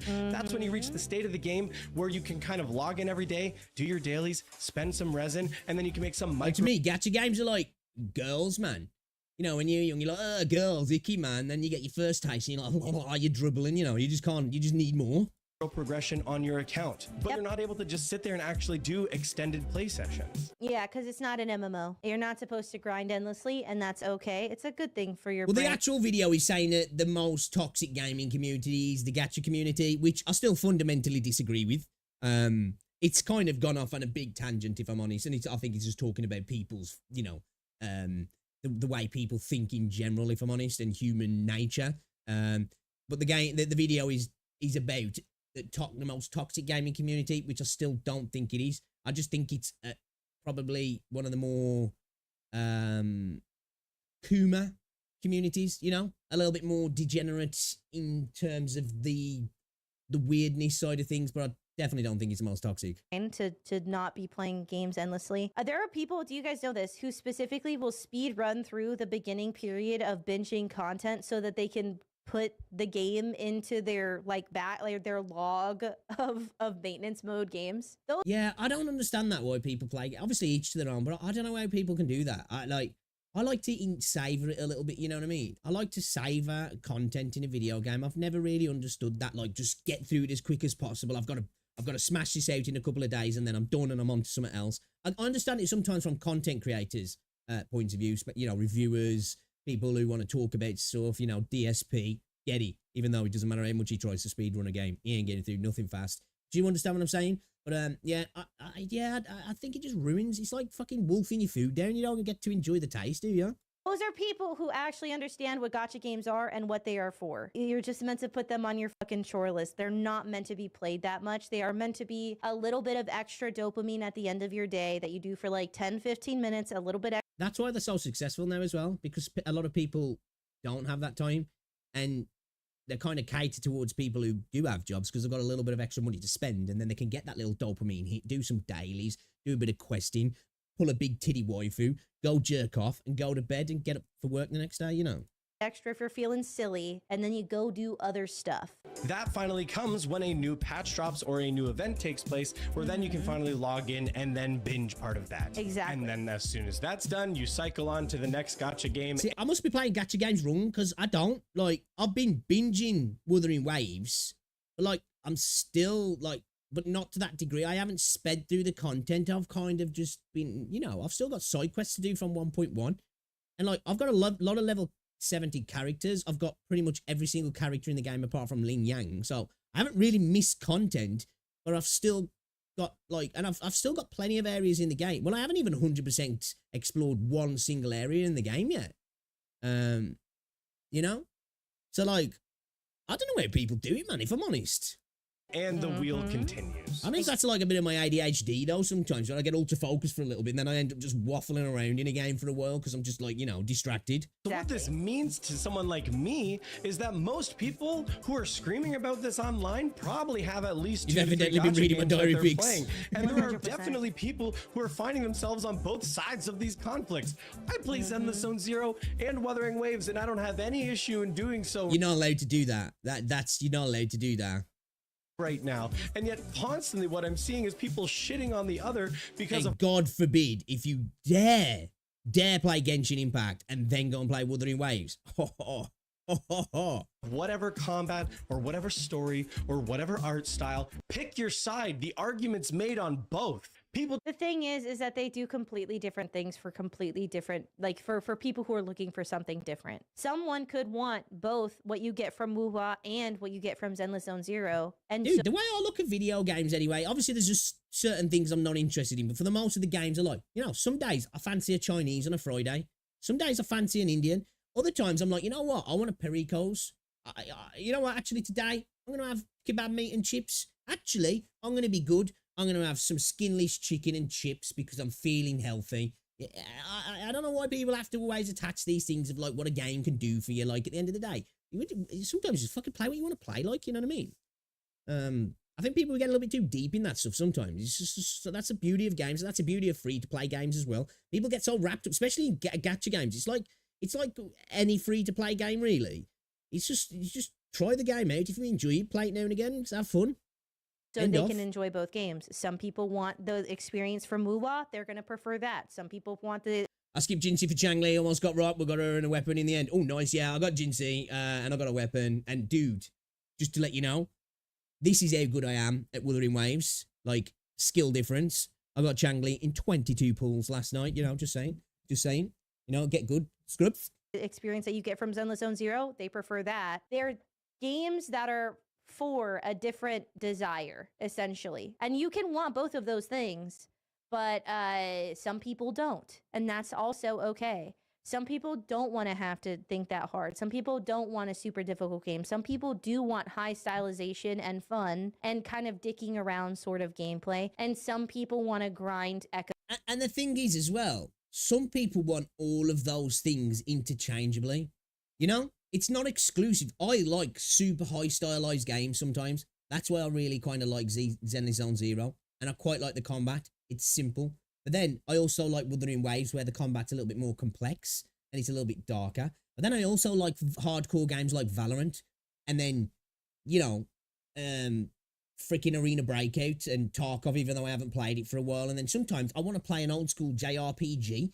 And, you know, oh, guess what? Next thing, I'm just feeling like playing a third-person looter shooter. You know, that's the thing as well that we, you know, I think most people are like this. I'm flexible in what I want, and sometimes I want something totally different. I have these, like, this is why I say I think sometimes I've got ADHD. I have these ultra-focused moments where it's like, right, all I want to play at the moment is gacha games. And then I have like a moment of like, and I had it not long ago, just before Christmas, where all I wanted to play was JRPGs. I was downloading all my old school JRPGs again and playing through those. And then it was like, right, I'm going to play through Halo, and I'm going to play through the entire Halo series. And then it was like, all right, let's do Mass Effect now. And then, okay, actually now I'm back to things like gacha games and stuff. It's, you know, just go with it, like, man. I think that's where you have most fun, you know? Goes and stuff like that, and they want to, you know, do hologram 6 with level 40 characters or whatever, and that's all okay. And those are all No, it's like, I like doggy style. Sometimes it's nice for your missus to go on top, you know, or whatever position, you know what I mean? Gets a bit boring otherwise, doesn't it? You know, you might even want to finger up the bum. Whoa, I'm just saying.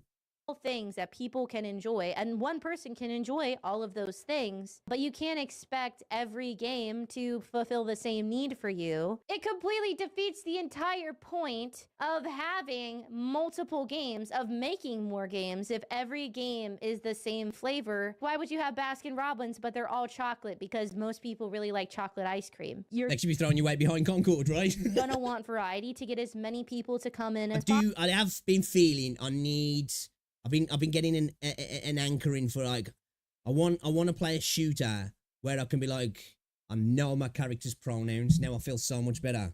I am playing they, them. Let's go. possible. That's what gacha games are for. Or that's why there are multiple gacha games. That's why Zenless Zone Zero is different. And that's fine. It's not perfect, but neither is any other game, especially not any other gacha game. And that's okay. We don't have to enjoy it. And if someone else enjoys it, it's none of your business. It doesn't matter. Just recycle. I think the game that got the closest to perfection, was it Red Dead Redemption 2? Was it? Was it Red Dead Redemption 2? Was that the closest to perfection? Was that as close as we'll get to gaming heaven? Was it? What is your gaming heaven? You know, what almost got you there? You know, where you could be like, dude, this game is almost perfect.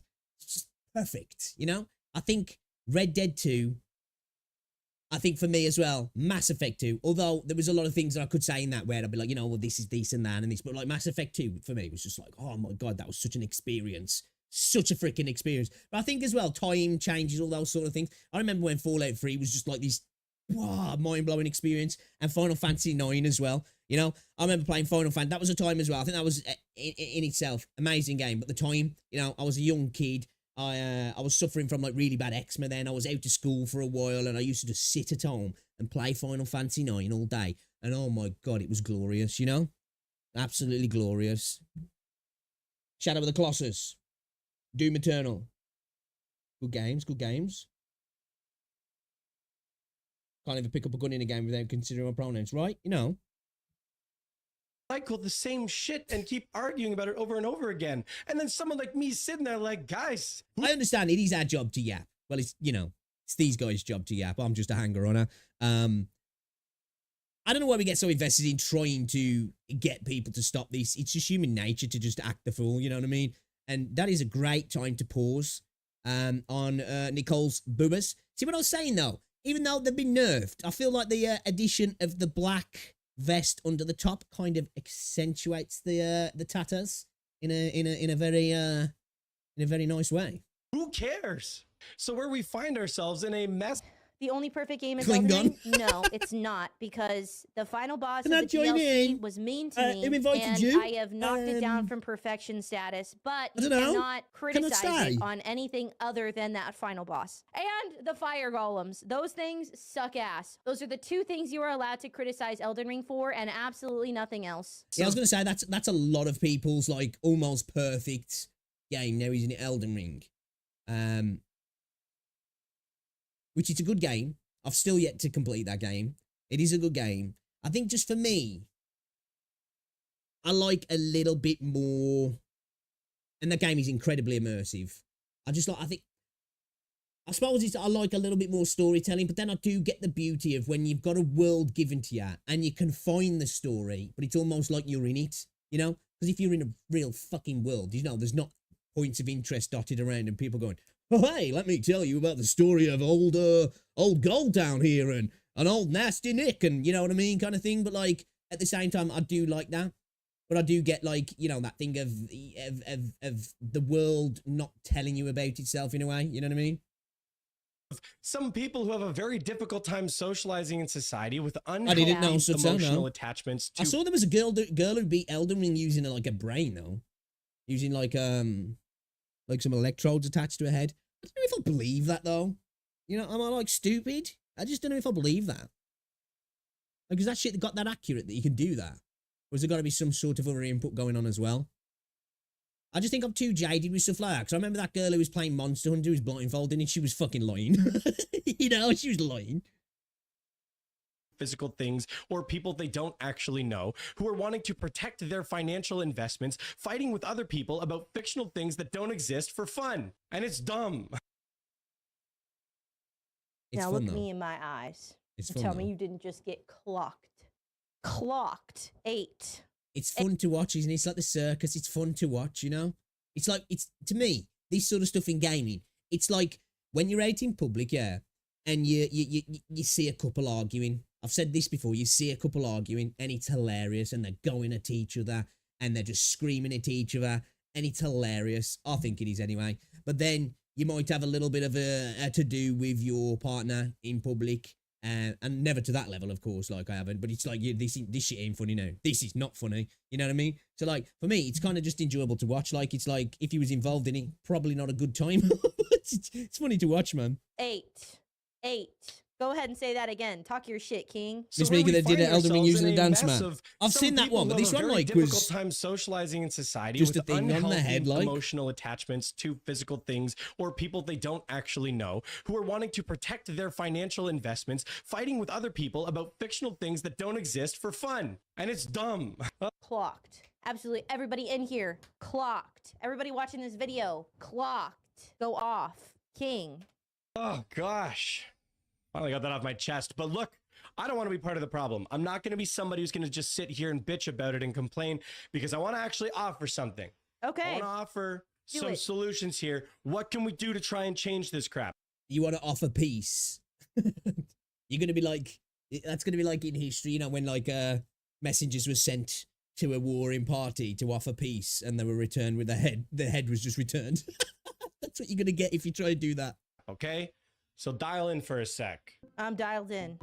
I'm locked in, if you I'm will. a firm believer in personal responsibility, meaning you can only do what you can do, and I think you're only accountable for your own personal actions. So I got 3 new things you can try to help try and be a little bit of change in this space. First one, be constructive. Look, if you got a problem with any kind of game, event, activity, whatever it may be on a given product or community, don't just sit there and complain about it.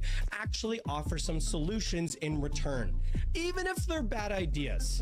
Oh, is that Even what if we're they're going bad to now? ideas. I mean, God, Is that what we're going to now? Fuck me now, man. Fucking bots, bro. Jesus Christ, dude. Enough trying to sell.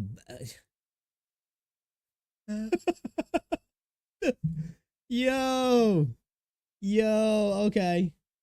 Thinks you're gonna have to start blacklisting some shit. Jesus, bro. Jesus, bro. Is that the new wave now?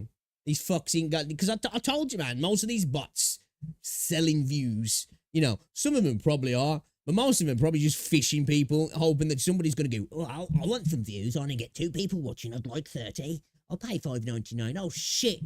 My credit card's been fucking stolen. God forbid they actually use one of them, but I personally want to see you offer at least bad ideas, because what that shows to me is you actually care, that you actually care about wanting to see change for the game to make it better, so you're not just going to sit there and whine about it. No. Okay. Oh, actually, this is a total segue. Did anybody watch LOLCOW Live last night? Woo! I'm kind of tempted to watch it on stream. We should be playing video games, bro. Dude, it was... Oh my god. Oh my freaking god. King. I agree. No, I agree. I think that there will be bad ideas that come from this concept, right? Like a lot of us don't know fucking anything about game development or game design, so we don't know what we're talking about. That's why I don't like it when people just say L take. I don't like that response to an argument. I'd say that's an L take. Or to an opinion, is because it's essentially that, which is like, I'm not actually It's not. going to engage with what was said or what the problem is. I'm just going to say I don't like it. And so it's like it's impossible to respond to. It means ultimately nothing other than I don't like what you said. And it's overall like it's just sort of unintelligent, uncritical, stupid like response. You have to actually engage with the problem to show that you care. Otherwise, you are just sort of bitching. Nobody likes somebody who just... I think it's okay to have a little bitch now and again. It's okay. I think you're allowed to have a bitch about something and not actually offer up a fix, you know? I think you can look at people acting wild and acting a fool and be like, dude, you know? Acting a bit of a gump there, mate, you know? And without having to be like, well, what then? How does he do it better then? So I don't fucking know. I just wanted to tell you you're a cunt, you know? sits Oh, there and fine. complains, but does nothing to try and help it. The Fair. second thing is to try and be a bit more patient. And then again, though, I am British. We love a good moan, you know? We love a good moan. It's always good to, like, sit on the sidelines and be like, you know? Don't want to do that, do ya? And then, you know, offer no reasonings how to fix it. It's just, it's fun sometimes, isn't it? You know what I mean? Look, I've said this If in they're allowed to fucking continue to, you know, have this circus online, we can have a little whinge about it, right? Right? previous videos, and I'm gonna say it again. Yeah. People are dumb. Ew, you And British. sometimes British. being a bit on, patient to Kirkins. explain a few things can go a long way for somebody. As I think this is not necessarily a good. I'm English, therefore I crave practice disappointment. Dude, we are bred for it. We are bred for it. That's why our comedy is the underdog guy who always fails at everything. It's in our nature, you know? It's in our nature. always for some content Ain't that the creators truth? is because on the internet, when you're a content creator, you sort of aggregate people, right? You have a lot of people coming in with different perspectives and stuff. The thing is as a content creator, sometimes like a lot of times actually in my experience, people are more interested in picking you apart and breaking down your arguments in dissecting and splitting hairs to try to disprove you. They're not actually trying to have a conversation with you. They don't actually want to understand. And so I think that this is a good concept. This is a good idea only if you are able to have an understanding and boundary around if someone is not actually interested in hearing what you have to say and they just want to disagree and they just want to be sort of contrarian. You have to be able and willing to shut it down and say, this is a waste of my time. Because there are people who do just argue to argue and disagree for the sake of disagreement, and it is a waste of your time. You need to be able to say, hey, I was going to say something then, but it's probably super sexist. hey, dude, you're not hearing me. I'm ignoring you. I'm muting you. I'm banning you. Whatever. I was going to say, well, that's just women, isn't it? Shut up. I'm done. Because like there are a lot of people who just come in, You know, start an argument in an empty room kind of thing. to split hairs and attack you and like make you turn you around kind of thing. They're not actually trying to have I a joke, I As kid. long as there's somebody who's willing to listen, but we'll come back to that. I fair. think gotcha games attract a younger audience, broadly speaking. So it's a lot of younger people bringing their naivete into the space. Peace, Mona, and try they're to just take shit spewing over. things before they've actually had a chance to think about it. So This is not true for me, at least on YouTube, because my YouTube has a significantly older audience. The thing is with gotcha games is that they might attract some younger people because they're on mobile. However, those who are more dedicated to gotcha games, who are more dedicated and active in the community, are going to tend to be older because they have more control over their own time and they will have more money to spend. There are kids who play. However, the audience of people who are more dedicated to gotcha games are going to be older people in a I'd like to see a breakdown on that if that's actually true. You know, I think that's maybe an educated assumption, I guess. You know, and logically it makes sense, but I definitely think that's an assumption. I agree that to be able to spend, which is going to probably keep you around maybe a bit longer, you know, it's going to mean people of working age probably tend to stick around to a degree. But also at the same time, I think that might be, the age might be more cultivated on your persona and what the kind of content you create, which dictates the sort of people that are coming through your little part of the gacha space. Do you know what I mean? Like, I think there's creators out there who do Fortnite content who probably have a kind of a more mature audience, but let's not pretend that majority of the people who are playing Fortnite aren't younger people. And they're not like comparing the two games, the two genres altogether, because, you know, at the end of the day, there's a total difference there. Fortnite is a game for a lot younger audience. Yeah, I'd be interested to see that, actually, if I'm honest. I think probably globally it probably is, because I would imagine in places like Asia, China, Japan, I would imagine that disproportionately it's a lot more older people, just because of the way gaming culture is over there and the laws around it, and they're the biggest spenders. So it's inevitable that there's a big portion of them are going to be adults who've got the money to spend. Yeah, I don't think you could like just say that for a fact, like, you know, which I know she's not saying that, she's just voicing her opinion, but yeah.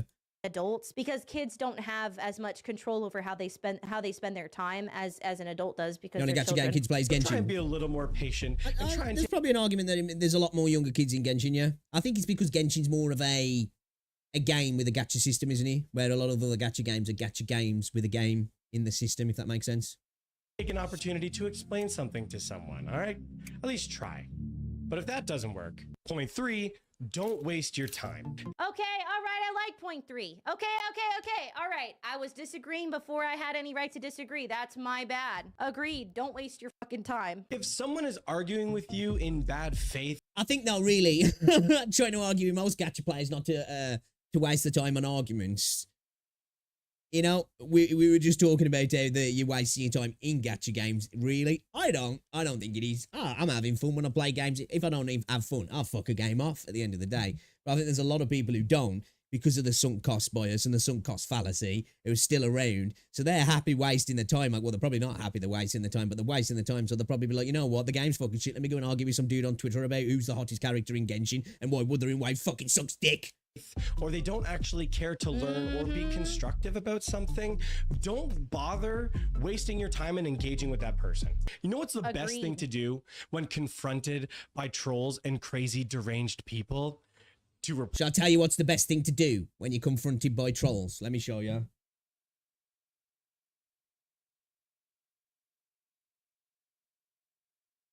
Oh, dude, I ain't gonna be able to find it, am I?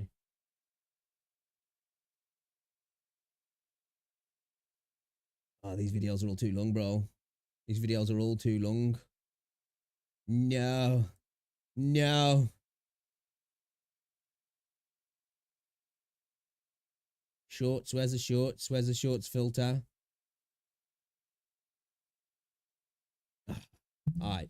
I was going to show you a clip of Boogie on the LOLCO podcast, but the joke's gone now. Report them, ignore them, and move on with your life. Block, ban, mute, timeout. Big fan of hide user from channel. If you're really dumb, you're just getting hidden. I don't want to hear from you no more. Speak to the void, bitch. Don't ever let Share back like DSP, but pretend you're not engaged with them, right? them speak to you again. They have no reason. If you are a content creator, no one has a right to speak in your space. Your platform is not a bastion of free speech for Right? This is not a democracy.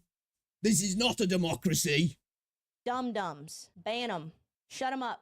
They don't have a right to speak if they are so stupid that nothing comes out of their mouth other than shit. They can go bitch and have their opinions to someone and somewhere that gives a fuck. But assume that your space, your platform, be it YouTube, Twitch, Twitter, whatever, assume that your space is your own. People do not deserve to have whatever they want to say on the platform that you built. They can go bitch on Reddit or wherever else, or on their own platform that they probably don't have. But as a content creator, mute, ban, block, hide from channel. They don't deserve to speak if they're gonna be dumb or they're gonna be disrespectful. It's a waste of time. There is a content creator who comes to mind who perfectly falls into this category, and I'm not going to mention his name because I don't want to give him the satisfaction just in case he happens to come across this video. But I know Okay. other content creator friends of mine will know who I'm talking about. And the best thing to do with those kind of people is ignore them, don't engage with them, and move on with your life. But that's not just for Yeah. content creators, that's for other viewers, that's for people in the comments, that's for people on Twitter, whoever it may be. When you engage with crazy people like that, you are just feeding the beast and literally wasting your own time in life. Yes. Unless you're Yeah. And as well, you know, what is it? If you stare into the abyss long enough, the abyss stares back. someone like Tectone, where you're about to spin that whole thing into content and literally monetize and make money off of people being stupidly deranged, don't Yeah. waste your time. Don't waste your life. You don't got a ton of it, so just use it for something better.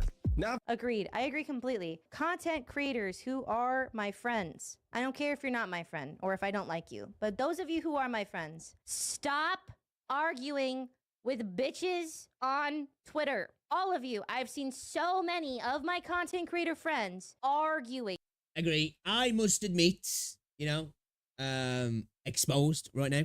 I was a little bit bad for that back in the day, you know. I'd get on Twitter and I'd see some dude who replied on a post that had got like 5 likes and he got like 2 followers and I've got like 30 followers. And then like, you know, I'm arguing with him and I'm like genuinely invested in the argument. I'm gonna fucking prove him fucking wrong. Yeah, let me come up with all these fucking facts and opinions and all this shit and I'm gonna make him apologize. And it's just like, what am I doing? You know? What am I doing? It's kind of fun to vex people though. Hey, dude, I'm all good for fucking bait posts, you know? I respect that shit. That's why, like, I forgot his name now, man. There's a dude who I follow on Twitter. Fuck, I forgot his name. He's American, and his old stickies that like he's a youth. I don't know if he's a youth baseball coach or a youth football coach. Some at 3 Letterman or something like that. And like, it basically just goes under people's posts, whether it's in politics or somebody like. He loves to like try and wind up British people and stuff, like, you know what I mean? Like coming in and being like, America's the greatest, oldest country in the world and we invented freaking democracy and, you know, some other shit. And then people are like, come back and he'll just be like, you sound like the kind of person who financed the waterbed. Because that's like kind of his whole stick, and people fall for it so many times, like, and that sort of shit makes me laugh, man. But like genuinely getting invested, it's just like, you know, why bother? Back and forth with motherfuckers who have 2 followers, both of whom are bots. Stop arguing with dumb fucks on Twitter. You are wasting your valuable time. You are wasting your valuable, like, mental health. Stop quote retweeting bitches. Stop arguing with people in replies. Stop arguing with people in your comment sections. Y'all are arguing. Well, this is a total segue. Twitter kind of sucks nowadays in a way. It's good, but because like there's sometimes stuff happens on Twitter and I'm like, dude, how is this app still free? But like, and I understand why it's been done because it's to monetize Twitter. But like, it kind of sucks now that like, you know, there'll be like some funny post and then underneath it, you're like, you go, oh, let me go here for the tea, man. I want to see some funny shit. Let me get my popcorn out. Let me laugh at some of the stuff that's going on Twitter, like, you know, the replies, because that was always the best part of Twitter for me. It's all gone now, man, because it's like 50 tweets of somebody with a blue check fucking tweeting their stupid fucking video underneath it, and then another person, and then you get down about 15 posts, and there's always that one quote, that one tweet where it's another person with a blue tick going, you can't find any actual post. I remember the days when you could find actual real comments under the post, and it's just like, I see that fucking tweet everywhere as well, like, and it's, you know, yeah, all the fucking OnlyFans promo, it fucking sucks, man, it's a shame. Because, like, and it still can be hilarious. It still can be. Like, Twitter can be fun if used in the right way. You just got to use it in the right way. Because if you don't, Twitter's a fucking cesspit, man. And, like, I must admit now, my Twitter does, when I'm on there, does seem a little bit more, I don't know. I don't know what the word is. I do seem to see a lot less crazies in regards to stuff. I don't know. Just it just doesn't seem so irritating in the same regard. But it's irritating because you just lose all that like back and forth as well. Like it's just kind of gone shit. Like, you know what I mean? Like, you know, everybody's on Twitter now because I'm like, well, if I you know, just get a blue check mark and then I just post under somebody else's post, I can make money on Twitter. Like, and it's just like, ugh, cringe. Arguing in YouTube comment sections. Stop. If you made it this far in the video, thank you. Let me know what you guys think in the comments down below. I know I probably said a few things that probably pissed off a few people, but you know, we're just having a couple of goofs and gaffs in here while we're talking about something that is like adjacently serious. It's not that serious. It's still internet at the end of the day, but you know, it does affect a lot of people and a lot of people's experience. And also, play the games that you like. Somebody else hates the game and they don't like the game that you play, but you have fun playing it. Play it. Yeah. I don't care. Who cares? No one cares. It's your life. Frickin' live it. If you made this far in the video, make sure to like and subscribe for more content. Hope you enjoyed this one. I'll see y'all in the next one. That was fantastic. This is probably could have not watched having the enough video views. directly This to is be not fair with having that enough one. views. Go give him. Because you know, we're like, what? This video's been on for like 47 minutes, and I've probably been watching it for over an hour, probably more than that. So yeah, this is definitely not something that's going up on YouTube. We're just spitballing here on Twitch because ain't nobody watching this shit for an hour and a half. Spent most of the time just talking fucking bollocks as well, not even reacting to the video, if I'm honest. Some fucking support, bro. But yeah, when did that happen though? Who was the first guy? Who was the guy that started that on YouTube now? I see it so much, you know? I see it so much. What's going on, Purple? Is that you, Stutzer? Was that somebody else? You know, who was the guy who started that whole, like, style of videos? You know, the, let me disconnect my fucking mic off my boom arm and walk around my green screen kind of thing, you know? Who started that? See it a lot now. See so many creators. Not me. Oh, that's not you there. It's not you either doing that as well. See, I thought you might have started that, sort of. Go subscribe, go like, go comment. Yeah, let's go check his channel out, actually. Because, fantastic. Check out Hex Juice as well. Hex Juice does make some good content. I like Hex. Final thoughts.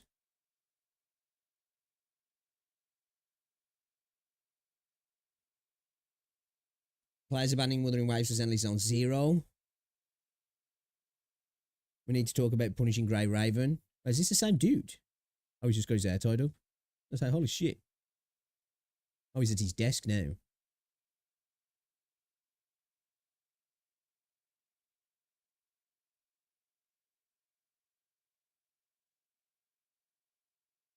Leave free to play alone. No. I want to watch this. No. If you're free to play, you should feel bad. Okay? I don't normally get super You don't deserve rights if you're free to play. Alright. The worst argument I've ever heard, Wuthering Waves. Let's check it out. I don't normally get super heated about things, but there are certain topics that just really rub me the wrong way. And there was The grind your gears. To the grind your video gears. that I saw recently that just set me off. And now I did do a reaction to this video on stream, but I'm not gonna lie, I was a little bit disappointed with how heated I got. But I want to go in and break down some of the Hey, you love a little bit of spice. points that this content creator made about free-to-play content creators, particularly surrounding Wuthering Waves. In case I bet this is going to be an exceptionally base take. I think I've seen this guy before. I think I've seen somebody else reacting to this dude.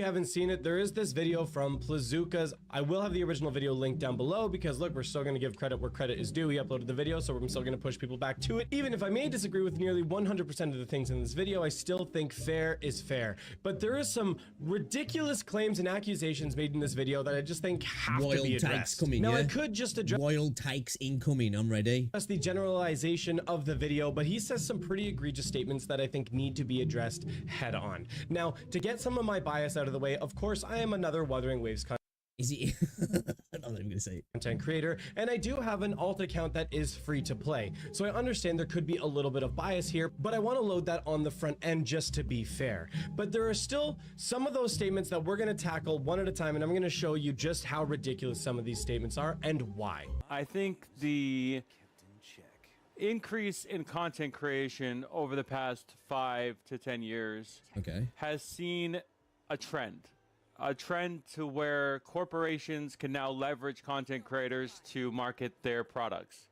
Yeah. And they do it effectively. They do. They do it It as is the new way to advertise your products nowadays. It's way cheaper. It's way more prolific and it's way more impactful. You are way more likely to download a game or potentially purchase a product watching your favorite YouTuber than you are an ad or some douche on the TV telling you to do so. I agree with that for sure. as some friendly person inside your house that is conveying this Yep. product Okay. in a way that is very appetizing, in a way that's very pleasing. And It's it's relatable. It's relatable. kind of the new wave of sales that is sweeping the entire world. And it is done in a way that is very misleading. So the Okay.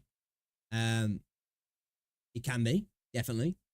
I don't know if that's a fair statement in general. There's definitely YouTubers and content creators out there that have been very misleading about that they're actually promoting something, what they're promoting, how they came about promoting it. You know, we can go back to the Syndicate and T-Martin stuff, you know, the gambling sites, the CSGO gambling sites. We can go to just pure scams. You know, we can go to people just not even announcing they're advertising something, but they're subtly advertising something, which is obviously illegal in a lot of places.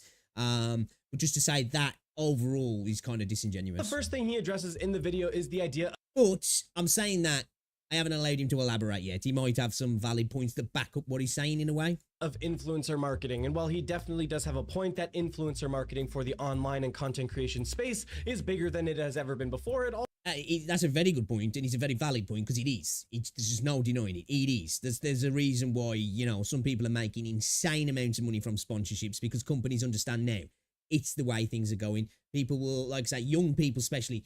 You've only got to see all the questions now when they're asked to kids now.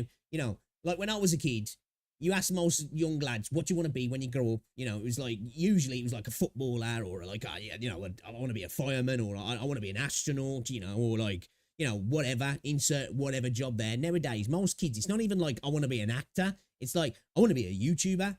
You know, like the YouTube sphere has become like so massive now and culturally relevant that it drives advertisements like nothing else nowadays. also has not For previously such a small investment as well. You know, you're investing in an individual. You're not having to invest in a network. You know what I mean?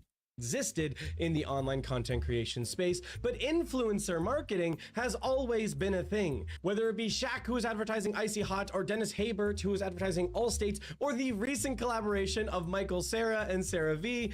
Sarah V. Oh, you didn't know? There has always been some degree of celebrity marketing on products. So to act like this is something completely unique to this space, it's... Oh, no, it's definitely not unique to the space, but it is definitely an evolution.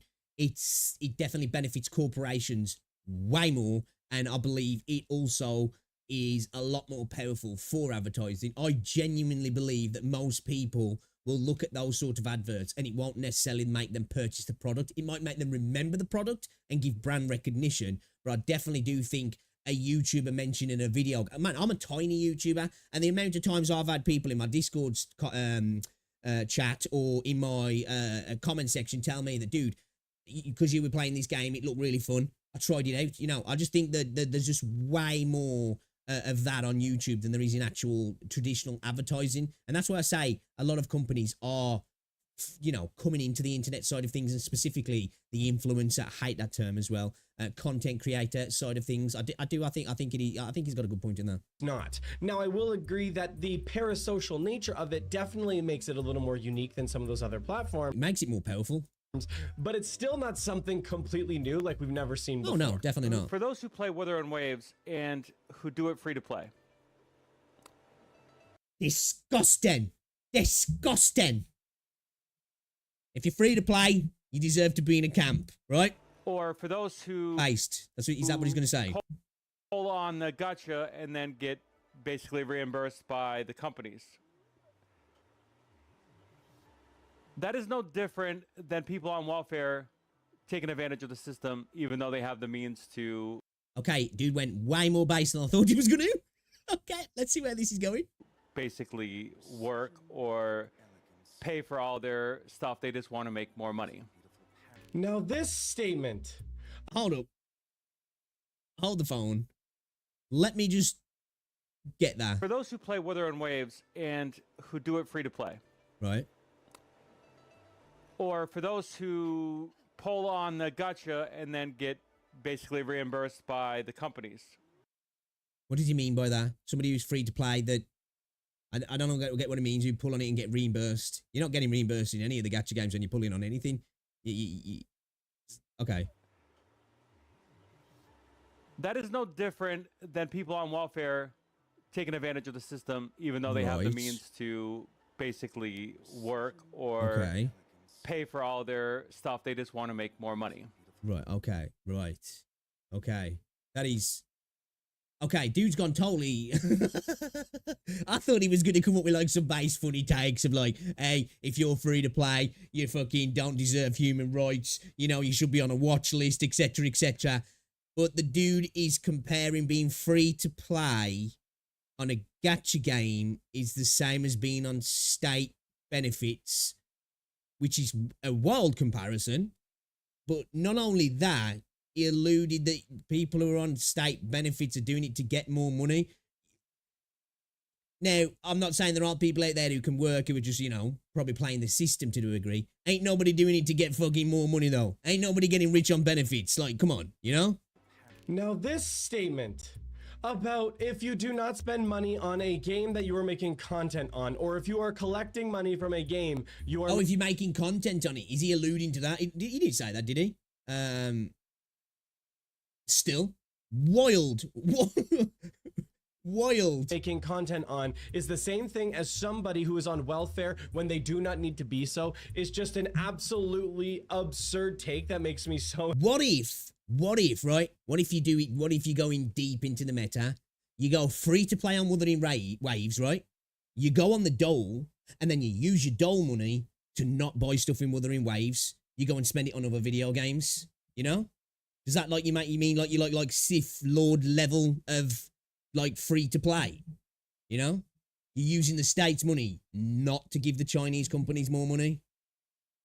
Up here for thinking, man. Up here for thinking. You know? Incredibly frustrated. This is somebody who can only see an exchange of value when it's in fiscal hard numbers, meaning that unless you put money into that game, you have not supported the game. That's just ridiculous. Yeah, it's bullshit for one. I can understand maybe where these little brains come to this conclusion, you know, because I said I'm the type of person that a game's free to play. If I've played a few hours into a game, you know, say I've got 20 or 30 more hours, I kind of like, this is if there's something that entices me anyway.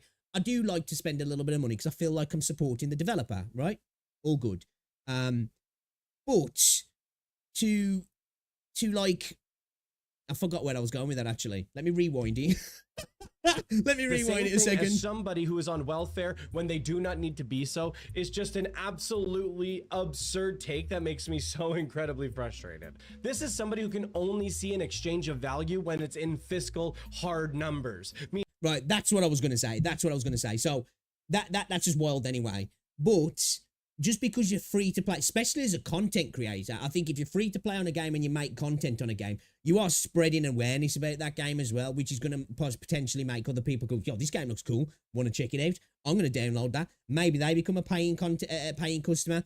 There's even this argument to be made when it comes to people pirating video games. Okay, hear me out a second. And now there was a dev talking about this not long ago where they obviously didn't want, they were saying that they didn't really want people pirating the game, but they also understood it, that there's people who can't actually get access to their games and that somebody pirating a video game isn't always a loss of revenue because that person was more than likely never going to buy that game. But that person might also go on to tell people about this game, which will then create a word of mouth where other people might potentially buy the game. And some people will pirate a game, enjoy a game, and then buy a game. Now, I'm not condoning people go out and pirate video games, you know? I'm not saying that. But, you know, it even goes to that level that just because somebody's not paying in the game, they're not kind of supporting the developers, so to speak. Unless you're just going into your man cave and never speaking to anybody else about a video game ever.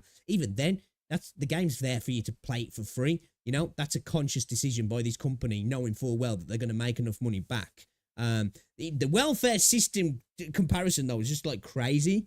Meaning that unless you put money into that game, you have not supported the game. That's just ridiculous. Value can also be exchanged in multiple ways, and one of those ways being marketing and advertising. If an influencer has a catered platform of a specific targeted audience, and then you pay that content creator to make content on your game to advertise it to their audience, that has a ridiculous amount of value to the— Exactly. This goes back to the idea of content creators being really good vehicles for advertisement nowadays.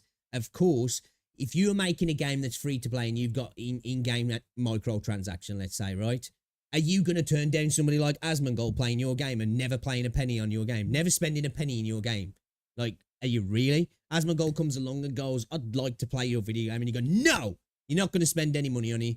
I don't care if 40,000 people are watching you play it. You know, that's just stupid logic, really. At the end of the day, more than likely, most content creators aren't free to play anyway. And even if they are on an account, they've got another account that's not free to play. But even if they are, they're advertising it to so many more people that are potentially not going to be free to play. The company. So they're not just leeching from the company. They're exchanging a service. Even if you're not, it's not leeching from the company. If the company give it a free to play game that is free to play, and you, like I say, you literally go and play a game in a fucking cave on the top of a mountain, they've provided a service that they think is a fair value to swap in the hopes that you might potentially become a paying customer. And at the end of the day, the smaller minority of people who do pay are funding the rest of it. And that's the whole business model. It's understood that that's the way it's going to be. For doing that. That is not the same thing as sucking money out of welfare. He also just set up a world that basically doesn't even exist. The points that he— I suppose that's where he's come to that conclusion, isn't he? He's like, all these fucking rich people paying the taxes, man. You know, you being on the dole's no different than you fucking playing the game free to play. That guy who's just spent £2,000 on the game, he's funding your habits.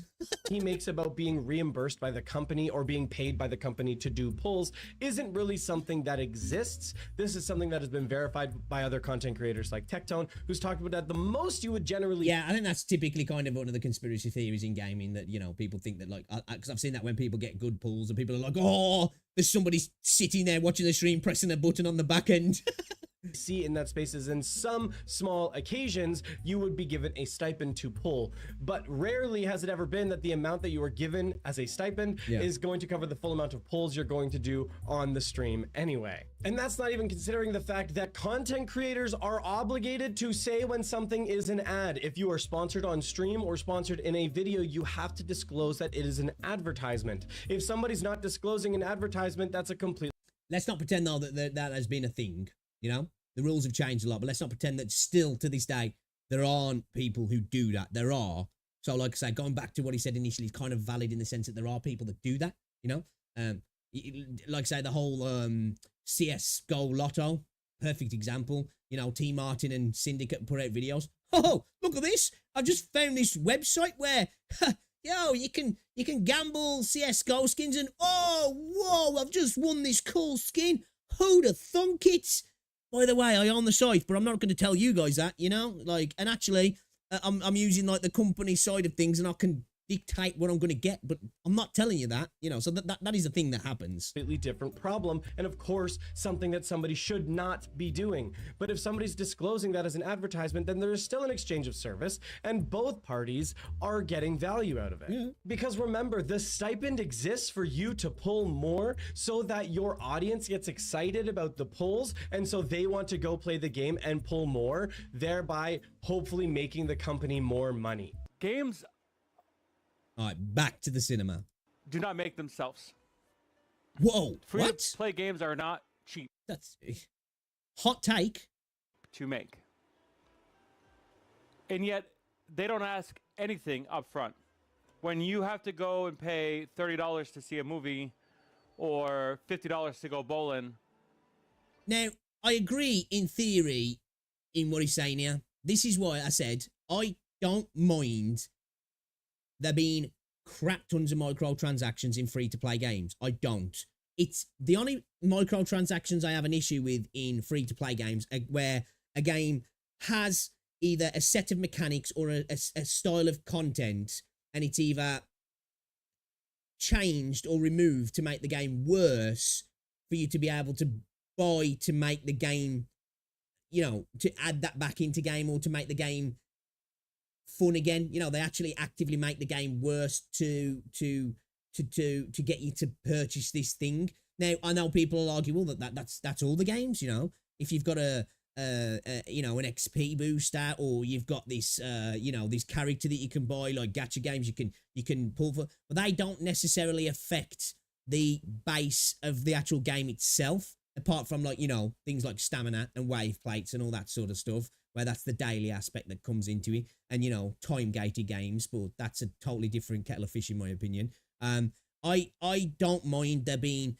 500 skins in the store day one, and them being £150 a pop. If somebody wants to pay £150 for the skin, then fucking fair play. Like, I remember when Valorant first came out, and you remember when you know, because Valorant skins are expensive, and, you know, I remember when the skins started first coming out. I remember Angry Joe. I like Angry Joe. And he made a video and he was going fucking mental about the prices of the skins, where to me, I didn't get it. I didn't get that. Because I was like, you don't have to buy the skins. You can buy the battle pass and get some of the cheaper skins.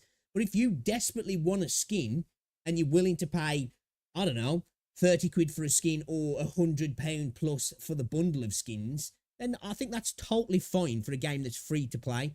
You know, because it doesn't affect the game at all in the slightest. So, like I say, I can kind of understand what he's saying there. But games that are free to play do kind of expect something from you as a free to play player. You know, they expect your time, really. And I know in gacha games it's a little bit different because they don't necessarily stifle your progression. It's a different kind of element to the game. You know, it's more about collecting your waifus and collecting your characters, which can, in the end, affect end game progression, but it's not necessarily like you're getting time gated, or we're gonna stop you playing this, or if you give us like £5 now you can carry on playing the game kind of thing. It's not really that.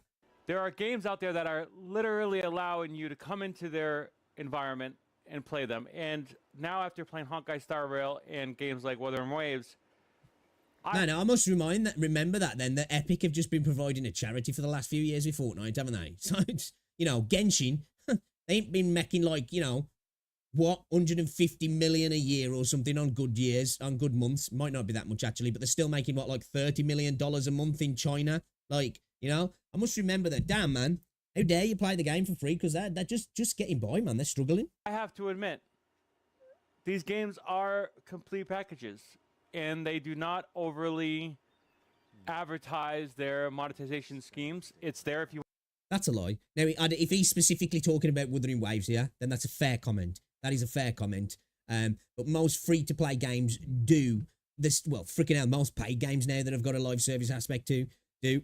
But most free-to-play games do typically start off with, you get into the game with gacha games. They show you how the pool system works, and then it kind of directs you to the pools, and i.e. the shop. Even take on Solo Leveling Arise. I like Solo Leveling Arise. The one thing I don't like about that game, though, it feels like every fucking 5 minutes, it's like, go to the shop, go to the shop. Hey, do you want a couple of gems? Just go in the shop and have a look in the shop. You ain't got to buy nothing, but we just have a look in the shop kind of thing, and we'll give you a couple of gems. Like, it's just like, so the idea that these games don't do that, that's a bit disingenuous. You want to pay, it's not if you don't. The amount that a game costs to make has no value or weight on the consumer for how much money you choose to spend on that thing. And what I mean by that, it's not our fault that development has become bloated in video games nowadays. And even if it hasn't become bloated, I don't care. I don't give a fuck. When I'm buying Call of Duty, I don't give a fuck if they spend $300 million on the video game. You know, that's up to them. I don't care if they employ 5,000 people. Who cares? The game's shit, you know, it's going to get roasted, isn't it? You know, if a free-to-play game, you start playing it, and after 50 hours, you're like, you know what, I'm checking out. So what? At the end of the day, they designed it. That's how they wanted the game to be played, you know? Otherwise, they'd have just made it a paid game off the bat. If that's the case, why don't they do that? Do you know why they don't do that? Because it won't be so successful, and they'll make a lot less money, and they know that. So the idea that you're leeching is ridiculous. That is if a company chooses to either take a standard pricing model of, let's say, $80 a game versus a free-to-play model. $80 a game standard pricing model. That's a little, isn't it like 70 now, 60? I think it's more 70 with some of the AAAs, but it's 60 typically, isn't it? 40, 50 quid. Model where there's opportunity to spend in the game, regardless the path the company takes, does not change your moral obligation for spending money on said game, whether you choose to skip it entirely or choose not to spend on that game. And no duh that these games take a lot of money to develop. There's been some growing issues in the industry overall with how these companies are being structured and how much money and investment they're willing to put into it, because they're putting too much money into the development of these games so that they have to recoup an even greater amount. And a lot of that comes from the initial advertisement for video games. It's got to be how a game looks. It's got to be more flashy. There's got to be more bells and whistles. That's the only thing that's going to catch people's eye. It's less about the gameplay and it's more about the pizzazz. And that's why games are costing so much more money to make now. That's why sometimes indie developers are absolutely crushing the AAA industry, because at the end of the day, art style over graphics and gameplay over everything. And the AAA industry has been struggling with that deal for a long time, of thinking that, well, the way we get sales is we make the game look pretty. We do a really cool trailer, and it works to a degree. That's why you get so many games failing in regards to what the investors think, because it's cost them 300 million to make, and they only sell like 200 million's worth of copies within the first 12 months. That's a failure for a game. If you're going to hope that you're going to recoup that later on, if the game's failed publicly then as well, it's just not going to happen. Where if you go free to play, for the most part, a lot of these games, it's a lot more risky, of course, and you've got to factor that cost in and understand that in a way, it's almost seen as a total loss initially, but there's a potential for it to be massive, isn't there? Amount of cost, which then leads to unfriendly pricing models for consumers. But I want as well, I disagree with that as well. I know a lot of people like to moan about the price of video games nowadays, yeah, and I understand that we get all these different editions and such, but I think in a way, hear me out, hot take, I'm not massively got a problem with that, because at the end of the day, it's up to you. If you need to get the game 2 days early and you want to spend 90 quid instead of 50 quid, that's on you. If you need to get the fucking art book, then that's on you. But with inflation and the way most things have gone up in prices, video games really haven't. The cost of developing games has gone up massively, astronomically, and the cost of everything has gone up. But video games have stayed quite stagnant, haven't they? I think in dollars, I think if you adjusted everything for inflation, I think video games really should cost around about $120. I could be wrong there.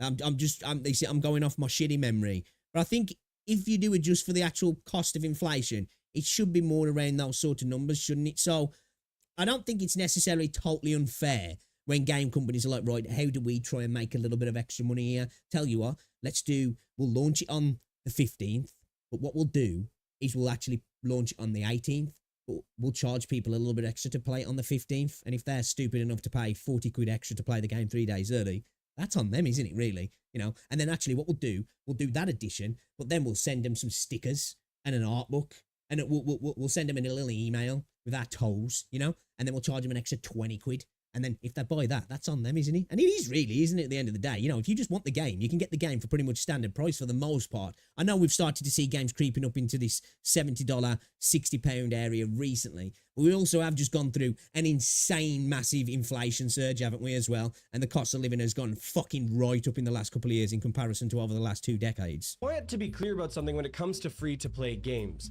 Free-to-play games are not charity. It's not done in a sense so that they can just be nice and give something back to the consumer.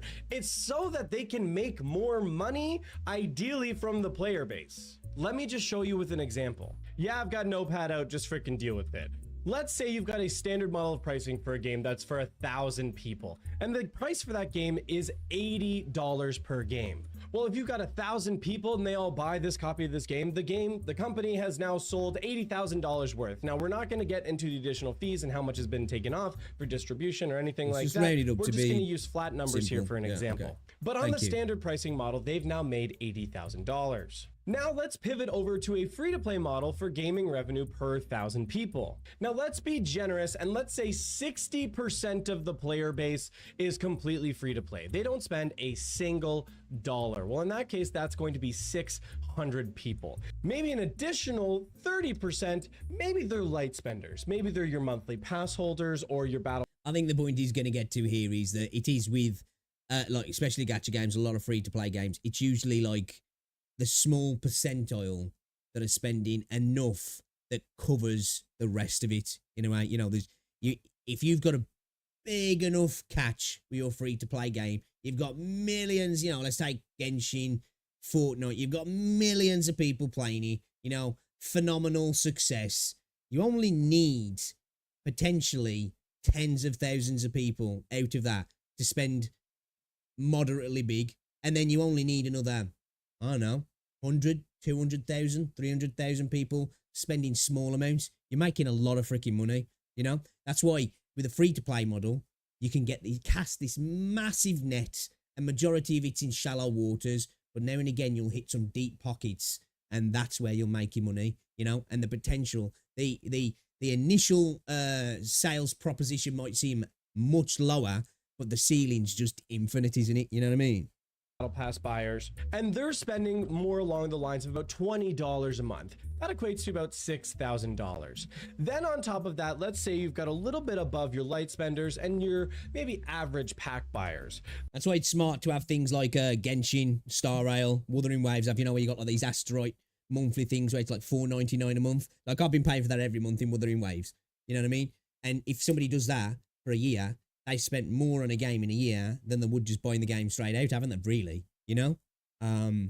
Well, for the most part anyway, depending on the price of the game. If it's a full price game, probably around about the same sort of, well, you're talking what? £5 a year, £5 a month, 12 months, what's that? 60 freaking quid, you know? So that's a price of a full price game. And then likelihood is if you're willing to spend that £5 a month, you've probably dabbled here and there as well. So you're probably initially, even if you're like a small spender, because that's a small spender really, you've spent what you would have on a AAA game. Obviously, they then need to hold you for that year, but that's why you have consistent content down there, because that's the deal. They get you in, and then they want to keep you on that cycle of little spending here and there, just a little bit, just a little bit, just a little bit, and then that hope for that dude here and there comes in who's just like fucking throwing his credit card at it like. This is probably going to be an even smaller percentage, let's say like 8%. So about 80 people of that 1,000 are maybe buying a handful of packs, about $200 per person, making about $16,000. But I ran the numbers doing an estimation on whales, and whales whales in gacha gaming equate to about 2% of the average player base for any given game. Now, we've been able to see from the JP server incident that people are spending about $3,000-ish on the whale side, which I would say is probably a fairly reasonable amount to average out there. So if we say that about that 2%, 20 people are spending about $3,000 each whaling on the game, that is $60,000 on that game, bringing it up to a grand total of $82,000. Now, that alone, from the same group of 1,000 people, you are still going to be making more on a free-to-play game model. But that doesn't even account for that these games operate as a live service game, meaning the majority of these numbers are going to be recurring to some degree. They're going to be recurring, but you've also got to take into account as well, if this is comparing it to like a one-time sale single-player game or something, you've also got to increase the cost of continuing a live service game. But his point is valid, they're reoccurring. There's going to be probably, let's say, drop the percentages again of reoccurring players. So yeah, it's just, again, like I said, the net's going to be wider, but in the end, it's going to be deeper, isn't it? People who are buying the daily and battle passes for sure are going to be the average the pack buyers are probably going to be similar. And then the whales, at least a small percentage of them will be coming back as well, because especially when it comes to gacha games, new patches bring new characters, which brings new money into the game. So whereas the first game that's built off the standard price, it's true, really. Like when you think about it, every character is like a relaunch, isn't it? Especially in Genshin and Honkai, it's like, right, every time we get a big banner, this is like a soft launch of the game over and over and over and over again. And now Genshin's been doing it for 4 years? We're at what, is it year 2 of Honkai Star Rail? It's just money printing machine. Model that is only going to be a one-time purchase, where you've now created a recurring business model where you can earn exponentially more in doing that. That's why these companies do free-to-play pricing models, because while yes, it is a gamble to get people to spend, when they do, the returns can be ridiculously high. Wuthering Waves and Genshin Impact, as well as the other Hoyoverse games. The ceiling is almost infinite, and then if you add in the gambling element to it, not just the extra transactions, the fact that people can lose and have to keep going, it's infinite, isn't it? Games are not the only games making millions of dollars a month. Other games like Nikke, Muma Usume, a lot of other gacha games are making millions of dollars a month, if not in the high hundreds of thousands of dollars, which is still way more than you would expect from a well, yeah, I think, what is it?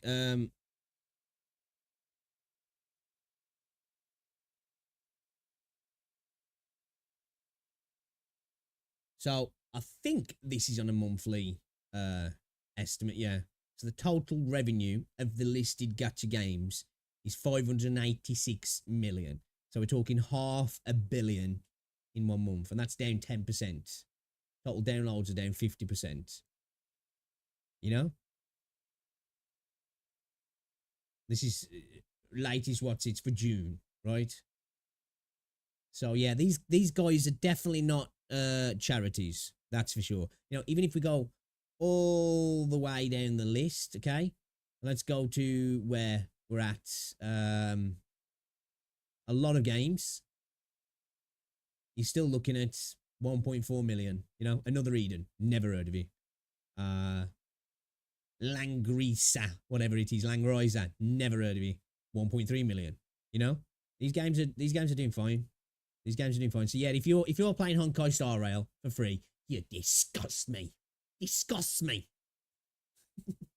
Standard price. Why don't you just go and why don't you just go and have 5 kids and fucking get on benefits, you piece of trash? Stop talking about free to play like it's a charity or a service that's being handed out. It is a calculated business decision. Yep. So stop trying to stand on the morality of that. Yeah, exactly. This is specifically the idea that directed. The idea that corporations are going to give out charity. Jesus Christ. You're talking to a lot of these places don't even want to pay their employees proper wages. They're not going to give out charity for the customers.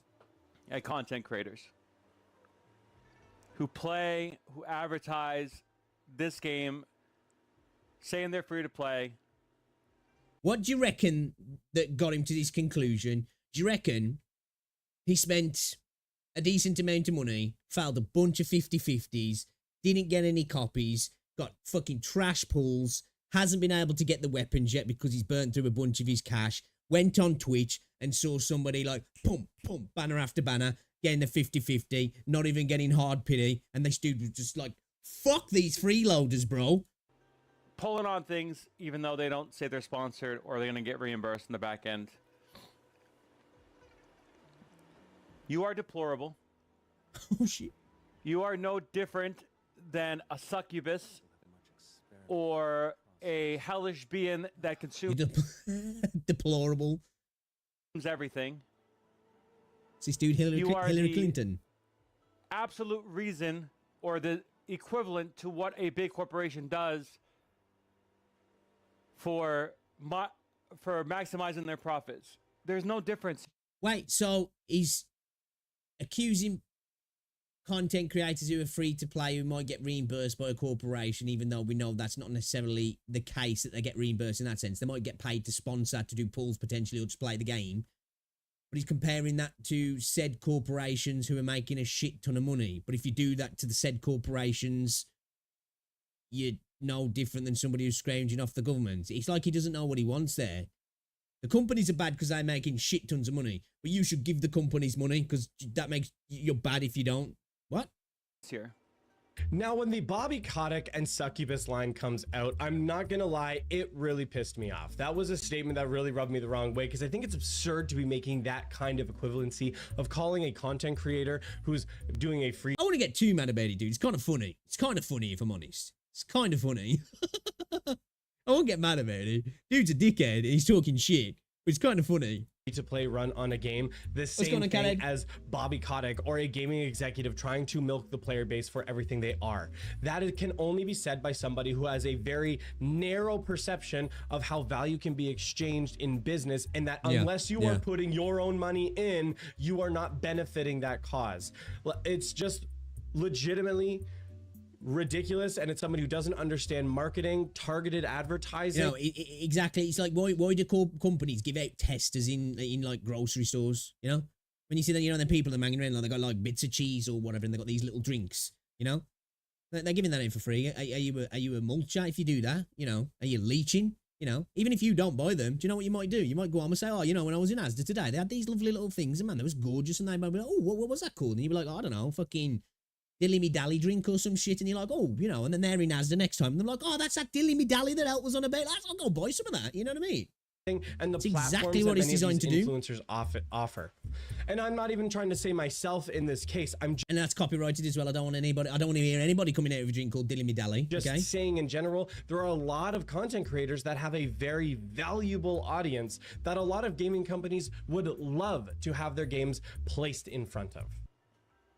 If your job is content creation and you're playing a game, yes, you should support it. You should not ask for anything in return, because the reason why you're playing that game, dude's getting that pissed off, he's frothing at the mouth, is because you enjoy it, because that's all your videos. Disagree. At the end of the day, unless you're like a professional top 1% of the 1% in a video game, the video game is not the thing that is making the content creator successful, at least in the long run. A game might attract people, you know, a new game might attract some people to come in to be like, oh, this guy's playing this game, you know, I don't know who he is, but the game, I wanted to check this game out because I'm thinking about buying it, or I'm thinking about downloading. I just want to see if it's any good, you know, or a new content update or something like that. But beyond that, you won't stick around and keep coming back to that content creator unless they're entertaining or they've got something that you know, feels like worth spending your time in there, whether it could be the community. You know, I've stayed around in content creators chats before because the community's awesome, and it's, you know, the content creator's just a little bit of background noise. You're there for the chat. Not many people stick around for the game unless, like I say, it's that top 1% of players where you're like, dude, you know, the dude's so good at the game, you want to watch the game. But then at that point, you're there for that person being so good at the game, not necessarily the game, you know? So, like, it's like kind of saying that, like, you owe the game your living, really, which I know some people will, like, look back when they've been really successful in content creation on a particular game and feel like they owe the game something. But that's usually more from the point that they've had so many good times because of the game, not so much that they've got an audience, you know? And I'm not denying that some people do switch games and their audience drops off. But I'd argue that's because that person isn't able to pivot and isn't as entertaining as their audience require. There's plenty of people out there that jump from game to game to game and their audience doesn't drop because they're entertaining at the core of it, aren't they? And yet I surmise that you don't enjoy it, that this is just a job. That's fine as well. I ain't got an issue with somebody shilling a game, if I'm honest. If they're playing a game and they hate the game, but the stream's not depressing and they don't necessarily show that they hate the game, but they're still entertaining to watch, nothing wrong with that. It's an entertainment gig at the end of the day. You know, YouTubers and content creators are not primarily advertising portals for companies. They become that, and they become really good at it because they're targeting, they're targeted, like, you know, they're targeted advertisements without the company having to do all this research into targeting their customer base. They can go to a big streamer who plays this particular game and know that the audience are going to be somewhat interested in that particular thing. But at the end of the day, they're entertainers. You know, that's what they're there to do. And therefore, you're no different than a salesperson. And therefore, you're no different than... Okay, so are salespeople terrible people now? Obviously, cold callers are a pain in the ass, but they're just doing their job, you know? What the fuck, dude? You know? Bobby Kotick, or any of the other executives that exist in these companies that are... Dude, I'm getting triggered by that white bit of spit that he's got on his lip now. ...are only there for profit. And I think that people need to be aware of that. I think that's what it is as well, Kat. I also think it's... on a light-hearted note, like I says, the dude's been putting money into the game, got shit pulls, lost all his 50-50s, then gone into someone's Twitch channel who's playing free to play, and they've just pulled all the banners that he wasn't able to get, and the dude's fuming about it. He's steaming, you know, and he's like, fuck these leeches, man. I wanted Gian, and I couldn't even get him. I failed my 50-50. I failed my last 50-50. I spent 200 quid to get the character I wanted to get, and these cunts just got it for free. People need to understand that. They're not your friends. Content creators are not your friends. Some of them actually are gamers that really want to play the game, that really support video games as a hobby. And some people are there just to consume for content to make money. Okay, I don't even think it's spit now. He's had a piece of food because he's moved from this side of his lip over to this side of his lip now. I can't tell you I think he just swallowed it. What the difference is, but there are plenty of people who are covering Wuthering Waves that are of that ilk, and there's other content creators who are genuine and actually do care about video game development. Okay. And that's fair. I think there are content creators like that, but at the end of the day, who cares? Who cares? You know, if the person that you're watching is entertaining, who cares if they hate the game they're playing? You know? Like, let's not pretend that we as gamers sometimes don't get stuck in a rut of playing a game that we're like, dude, I'm like over this game, but like I've just got time investment, and every time I get on it, it fucks me off, and I don't enjoy myself, but you come back to it. What is it wrong that if a content creator does that and they're getting paid to do it? You know? How many people hate the job? Should they just quit? Well, dude, fucking quit, man. You don't like your job, quit. You should quit. You ain't supporting your boss. You ain't supporting your line manager. You know, he needed your help today and you clocked off at 5 o'clock. You should quit. Yeah, I'm going to try really hard not to be really pissed off on this next part, but the gaming gatekeeping line is something that also really set me off, because who is he to decide what content creators are actually enjoying playing games and making gaming content versus there is that. And even if they don't, who cares? Those just trying to exploit for money, which again, already addressing earlier, is not even fully relevant. I think it's an absolutely ridiculous claim to make, especially when you don't have the backbone to actually throw out any claims. You're going to throw out some veiled subtweet saying, there are some content creators that I don't think are actually into it, and you only... And I bet, yeah, the content creators that he thinks are actually gamers are just people who he likes, you know? It's just people who he likes. He's got no reason to think that they're actually the people that like the games. He's just like, well, I like this guy. You know, he's all right, man. But this guy, yeah, he fucking don't even like this game. See this as a job, and that's a problem. You have the audacity to say something like that without actually following up? That's just absurd. It's a kind of moral grandstanding, because he then follows up with equating himself to being one of those real gamers, one of those real content creators that genuinely appreciates gaming. And while I think there are people who do, I think it's ridiculous to try and be the gatekeeper and authority to decide who those people are by even... And even if they are, like, who cares, as I said again? Like, you know, you got streamer A, they're playing Call of Duty. They love Call of Duty. They absolutely love the game. And then, you know, when they're off streaming, they play Call of Duty. Totally fine. Then you got streamer B. He fucking hates Call of Duty. He hated it years ago. In fact, he might never have even liked the game. But he plays it on stream, and when he gets off stream, guess what? He's not playing Call of Duty. But hey, they've both got audiences. What's probably the common denominator here? They're probably entertaining. So does it matter to the audience? The audience are getting a transaction. If they're getting an enjoyable, entertaining stream, whether or not that person in the head thinks Call of Duty sucks balls, man, I hate it. You know, it's... Who cares?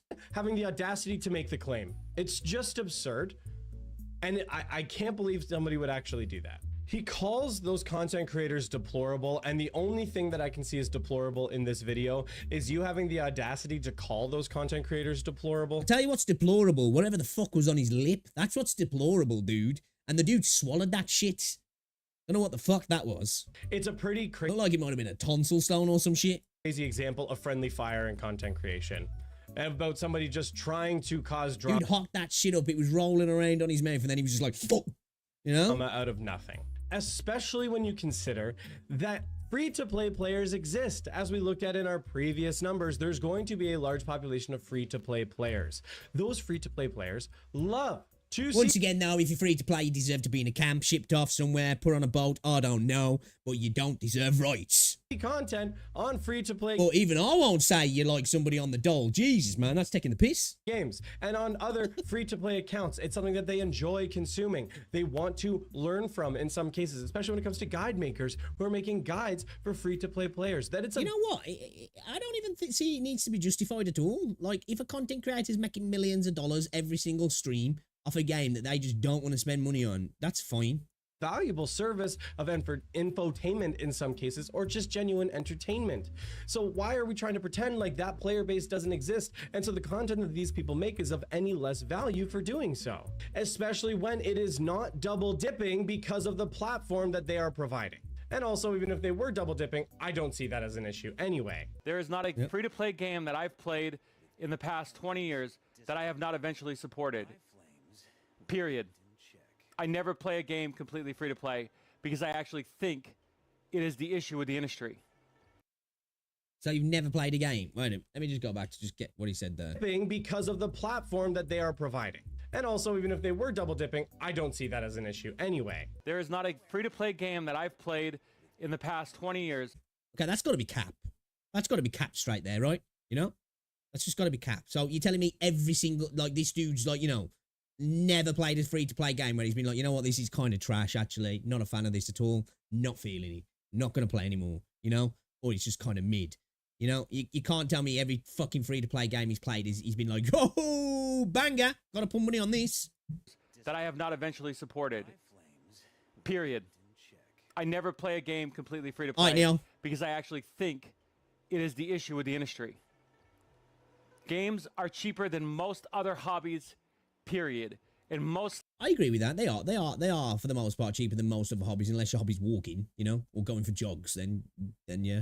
Likely games will increase in price in the next year or two, guaranteed, especially with GTA 6 on the horizon. And guess what? That's not going to be down to free-to-play games. That's going to be down to the unsustainable model of the AAA space, and that's got nothing to do with free-to-play games. That's games that have budgets of $300, $400, $500 million, spend hundreds of $millions on advertising, have to make the game look so amazing that they just waste so many resources on animations and graphics, and then the game's not very good at its heart, and it flops. That's what's going to push the price of games up. Not free-to-play games that might cost $100 million and make $1 billion over the space of 5 years. What's going to push the price up is the unsustainable AAA design of games coming out and costing people 50 quid, but they're absolutely trash because they've spent all the money on trying to look flashy and there's no substance there, you know?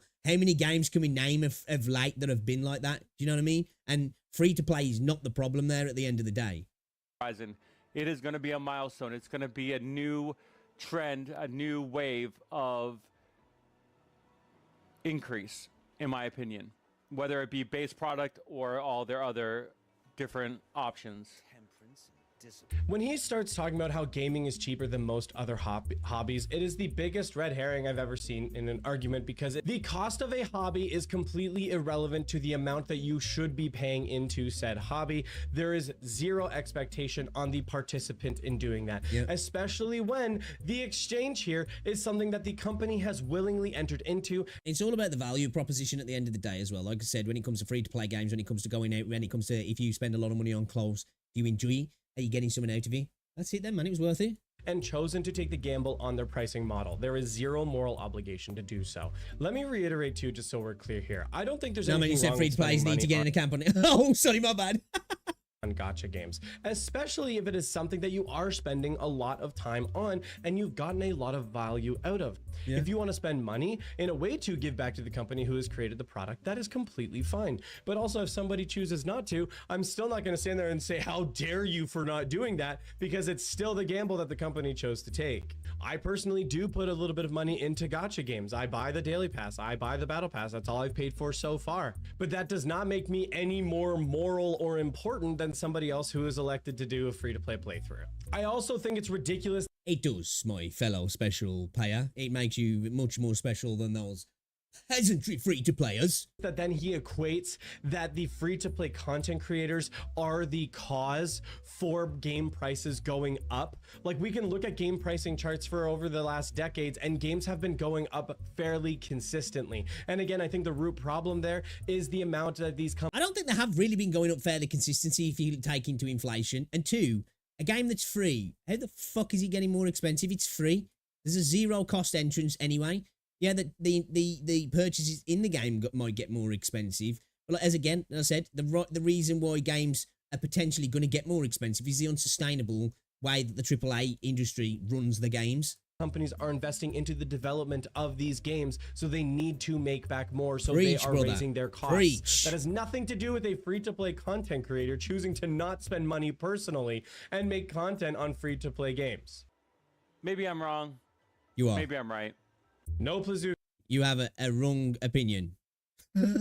Because you're definitely wrong. You're definitely wrong in this case. As I said before, I think this is one of the worst examples of friendly fire I've seen in content creation. To throw jabs at other free-to-play content creators for doing so, I just think is ridiculous. And I don't know why somebody would come out of the woodwork to try and start causing conflict with doing so. I just want to... Because dude's annoyed that somebody who's free-to-play is probably getting better banner pulls than him and has probably got 100 times the amount of success he's ever had in content creation as well. I think that's what it boils down to. That's what it boils down to. He's seeing content creators out there who are doing well because they're entertaining, they're free to play. And a lot of these content creators who do free to play stuff anyway, they've usually been buyers at some point. They're just doing it as a thing that they're playing in that particular game. I'm totally free to play this time. This is my free to play account kind of thing. They're never usually totally free to play. Some might be, but for the most part, they're not. But they're there because they're entertaining. And like I said, he's looking at that going, well, I spend money on this game and nobody wants to watch fucking me. What's the problem? It's got to be some conspiracy where these guys are leeching off the system, and the system that they're leeching off is also paying them to leech off the system. And I don't think they should be able to leech off the system, but at the same time, they're no better than the corporation that they're leeching off that just wants to make money. What? Any free-to-play players, free-to-play content creators, anybody who's been seeing this video circulating around and say, just ignore it. I just think it's absolutely ridiculous, and I hope I've shown you why that is the case today. But if you made it this far in the video, thank you so much for watching. Greatly appreciate you. Make sure to drop a like and subscribe. Thank you so much for watching, and we'll see you next time. That was a good video. Them are the sort of videos that I definitely don't think you should ignore, man. You know, you shouldn't take too seriously. You know, if you're saying it was like pissing him off and stuff. Yeah, don't let it piss you off. Like, I think the dude was funny, you know? Like, it's funny, like stuff like that. I like to laugh at, you know what I mean? It's stupid people saying stupid stuff, and stupid people are funny. At the end of the day, you just shouldn't get too invested in it and get angry about it and be like, you know, I'm offended by that. Like, you know, it's obvious and evident that that guy's talking shit. And all of his points, apart from the content creators are really good vehicles for advertising, were just bad takes. Everything else was just like, yeah, man. Real bad takes. Funny video though. Kind of want to go and check out his channel if I'm honest. What's his channel? Ah, he's deleted the video. I don't normally get super heated. What's his name? Plazookas.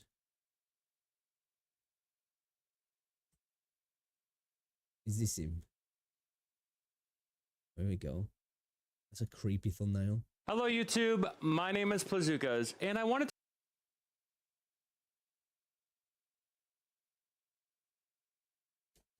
Who'd have thought he's only got a small channel? Makes sense, and that's why a lot of his... Should moderators be paid during sponsored streams? Apparently not. Go on, then. Hello, YouTube. My name is Plazookas. Today's video is going to harken back to the beginning of my channel 2 months ago when I talked about how content creators who are free to play are basically taking advantage of the system. And then somebody's like, well, what do you expect them to do? Not get paid? You know, they're supposed to, there's their job. They're going to get paid. And there was this whole pushback, and then the editor situation that happened with Gotcha Smack. But the one thing that was unresolved is the mods. And I think today's video on Tektone's stream highlights... If you don't pay your moderators, then you may as well be on benefits. Just saying it. What mods you are deplorable. Actually have to do for channels like Tektone. And in this video, he's basically going to say, hey, mods, you need to stick around for every 15 minutes. But let me just show you what he said about the mods. And then I'm going to show you something else that indicates, and I want proof. I want proof to see if Tektone actually pays his mods or not. I want proof. Okay. Is it really that important? Just saying. I understand that there are some channels out there that do pay the mods. I know, like Cole Carnage, I think he pays his mods, you know. I think he does streams, doesn't he, each week where they're like literally all the donations go to the mods as well, which is brilliant. Brilliant. I understand moderating a big channel.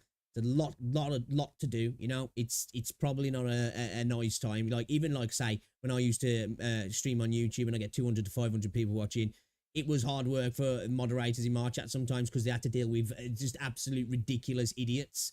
I'm curious to see where he's going with this, though. But the idea that they should be being paid, it depends whether that's something they're doing just for the fun of it, you know?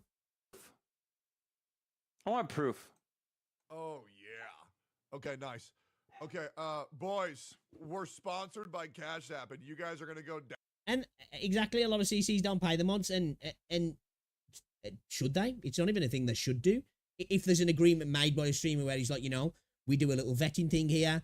If you're good at what we need you to do, guess what? We're going to pay you a little bit of cash. You know, that's totally fair. If the streamer's making enough money to be able to pay moderators to deal with their chat, totally good transactional situation there. Totally fair with that. But for the most part, let's not pretend that most people who don't want to be stream mods and Discord mods want to do it because they're big fans, you know, so they're kind of getting a little power trip out of it quite a lot of the time. Download it by clicking the link underneath. Again, I remember this when I used to stream on YouTube. People would like the amount of, oh, can I be a mod? Can I be a mod? Can I be a mod? You know, they were just so desperate, as if like, why? What's the point, man? Like, obviously some people probably because they wanted to fuck about with people, but I think some people just having that wrench next to the name, they was just like, hey, you know, one of the boys now. I'm one of the boys. It's my stream. Okay? Yeah. Yep. And then mods, pin that shit. I don't know how to do it. Pin that to the top of my chat. Let me know when it's and let's not pretend as well. I've seen a lot of people who've been moderators for larger streamers have gone on to have semi-decent or decent streaming careers themselves because they've become known within the community and they're, you know, they're doing favors for the streamer. They start streaming. People know them in the community. The streamer talks to them about streaming and hey, guess what? They're getting views because, you know, they're part of that community anyway. Pin that to the top of my chat, and then mods, every 15 minutes or so, just type that again. Okay? Thank you. So he says thank you, which is a nice, you know, salutation. And let's just kind of like go through this VOD here. We're going to do it in pause mode. At least in this video, he's not got something on his lip that's rolling around in his mouth, so that's good. And see how long this Cash App thing's on the top right? So it looks like the Cash App thing was only on... Oh, no, it's on the other side now. It's on the left side now. Oh, so is he saying that he's doing sponsored streams specifically? So why sponsored streams specifically? You know, not that somebody like Tektone's size isn't making a shit ton of money off members, donos, and ad revenue anyway. Like, when you get to that sort of size, you, like, I think a few thousand viewers in a stream, if you're in a streaming for quite a while and you're running a normal set amount of ads, you're going to make a few $100 easy. You know, at Tectone's level, I'll probably say to probably reach into over $1,000. So why specifically? Because he's getting paid by Cash App. Oh, well, that's it now. He's making more than $1,000 in advertisements and probably a couple of grand in memberships. He's potentially making an extra 10 grand this week. It's hard to see, but it's technically still there, and it's being spammed in this chat every 15 minutes. Now it's on the right side. Now it's on the left side. It's still there this whole entire time. Oh, wait. Is it off now? It looks like it may be gone. So it might have been, so what are we at, 2 hours? It's still there 2 hours. So it looks like it was a 2-hour sponsor. Every 15 minutes. So these mods had to stay in this channel for at least 2 hours. I don't think they had to stay in the channel. I've got a feeling they didn't. I don't think Tectone was like, you know, you don't fucking leave, you know? I'm pretty sure they were able to be like, I'm just going to bounce for a little bit, you know? I don't think they had to be there the entire time, you know? It probably helps him out if people are, but I'm pretty sure he's probably got enough mods that there's like kind of a rotating door where people drop in and out to chat kind of thing, you know? That's 2 hours of employment. Let's say the base pay is $15 an hour, right? I don't know how it's paid. I don't know how mods do it. They're probably on a contract. Now, what does this guy think modding in a stream is for the most part? Does he genuinely think that most people sign a contract when they become a mod on a channel? Like, when does this start? You know, what level does it start? Oh, that's it now. You've passed. Oh, what? You're getting 500 viewers a channel? That's all right. Free mods. Free mods. You got 700. Whoa. You need to start paying fucking your mods. You might be saying, well, you know, they pay all their stuff. They do all their stuff. It's all fair and above board and all this stuff, right? Okay. Okay. You say that. As you can see here, a simple search on the, you know, Microsoft Bing. And I guess if you want me to be fully transparent, I can go to Google and do the same search over there.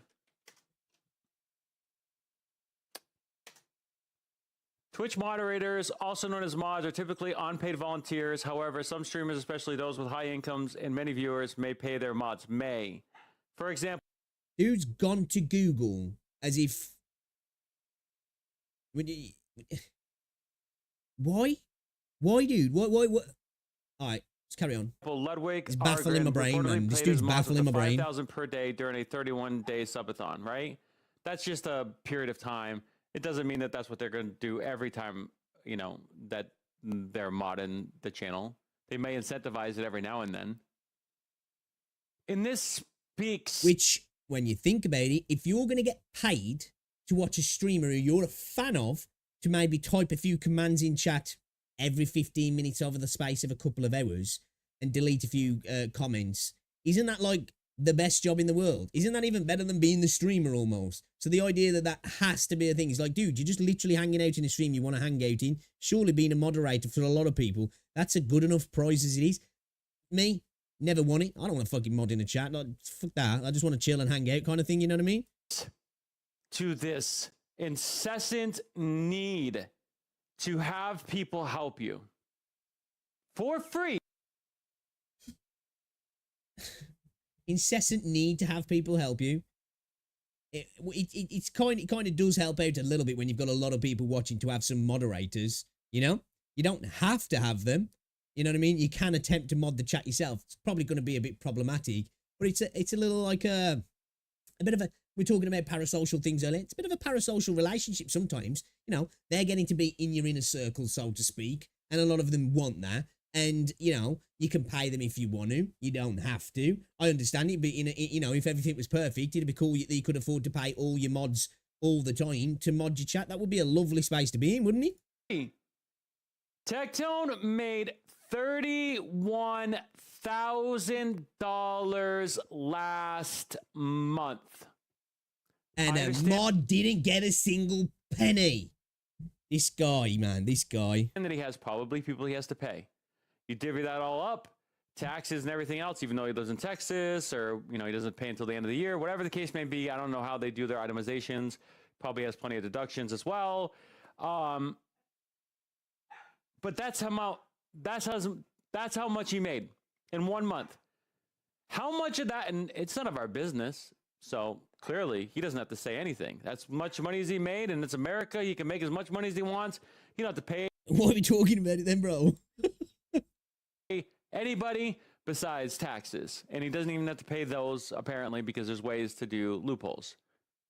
You know, Ludwig said he doesn't pay his mods. I'd imagine majority of people don't pay the mods. I should imagine just now and again they do nice, cool little things for the mods, don't they? You know, like I don't know, I don't know, but I would imagine that's how it kind of works. You know, they're getting to be in the inner circle. Like I said, there's probably some times where people, and I've seen it myself, moderators start to stream and they get their own little semi-successful career off being part of that community for so long and being such a big name in the community. They get the power trip sort of thing. You know, a lot of people do like that. That in itself is enough for a lot of people who are moderators. Christ, you've only got to look at the Discord moderator meme. We know what they ain't getting paid, but you know what they're doing here.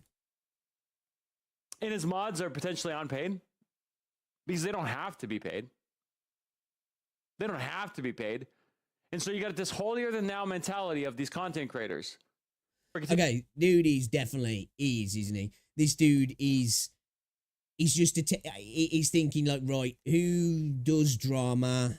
What space at the moment seems hot in drama? Who can I potentially attempt to farm? You know, I'm going to trigger people enough that they're going to want to watch my videos. Here we are. I'm not triggered. I'm just curious because it was kind of funny. But I don't think he's good at it. And, you know, he's good enough at it to do it, you know? He just makes himself look kind of fucking stupid. Seriously, playing all these games free to play, who are taking all these sponsorship deals and all this stuff, and you have the modders sitting there for 8 hours, 3 hours, 1 hour, helping them mod channels. Yeah, I agree. Not paying editors, that's shady.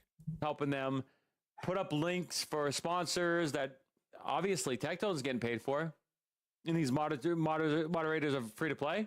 I know, man, if it weren't for them modders, there's no way Cash App would have sponsored his stream, you know? They only sponsored his stream because they was like, how many viewers has he got? 9,000. Has he got any mods? Pfft, we ain't sponsoring him. He's got no mods. Come on, bro. We only sponsor modded channels. And these moderators are just volunteer? It makes no absolute sense to me. Yeah, pretty much. They're volunteering to be moderators. You know, it didn't like Tectone went through the chat and went, you can't stay unless you fucking mod my channel and you're not getting paid either. And anybody who justifies this, anybody who rationalizes this, clearly is only saying it because they're biased. Oh, that's it, man. If dick riding, we are suggesting glazing Tectone, man, that's what it is. You know, I'm just dick riding Tectone. You know, bald man, good. You know, that's what it is. That all content creators should be paid, which is what I am. Then the editor should be paid. The moderator should be paid. As somebody who really doesn't get many views, I'd say that's arguable. You know, I think you're barely a content creator. You're a talking head, really. Well, I can't say nothing. I'm doing exactly the same thing. I'm creatively devoid. I admit it. I'm here for the farming. That brings them anything during their course of business that is not just a friendly gesture should be paid. Because it's all in the course of business, just like it would be in an office, just like it would be in any other sector of society. You pay for the services that you actually request or are rendered. Moderators. And this is part of the ecosystem that has constantly gone under scrutinized. Because anytime there's this... Well, if that's the case and that's the way it should be, then his argument should be, if he believes this, his argument really should be that the sites themselves, which are the publishers, and they act in an editorial sense as well because they have terms of service, they should pay people who moderate people's chats. And I don't mean just in the terms of how they do sometimes, you know, where Twitch staff can come in and actually do stuff sometimes. I mean, a channel gets to a set size and there's so many moderators who are employed to moderate that person's chat. They speak to the streamer and they kind of get the idea of like how what is it they want? How do they want me to moderate chat? What's the culture here? How do I go about it as long as I'm within the terms of service? And they actually get paid by Twitch to do it. You know, the idea that this is something that's totally on the streamer and it's not just a, you know, a light thing of, you know, somebody can maybe ban somebody on the streamer's behalf here and there and maybe post a link now and again. Let's not pretend that even in massive streams that people aren't there all day like, fucking, take the fucking kids outside, I'm modding in Tectone's chats. I can't answer the phone right now. I've got bills to pay, but I'm fucking modding Tectone's chat. Like, it's not happening, is it? You know what I mean? That's not happening.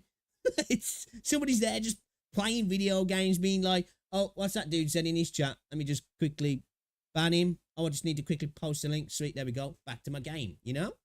Unregulated industry, people flock to it and get as much money as they can until it becomes regulated, until it becomes so overly expensive, they just leave.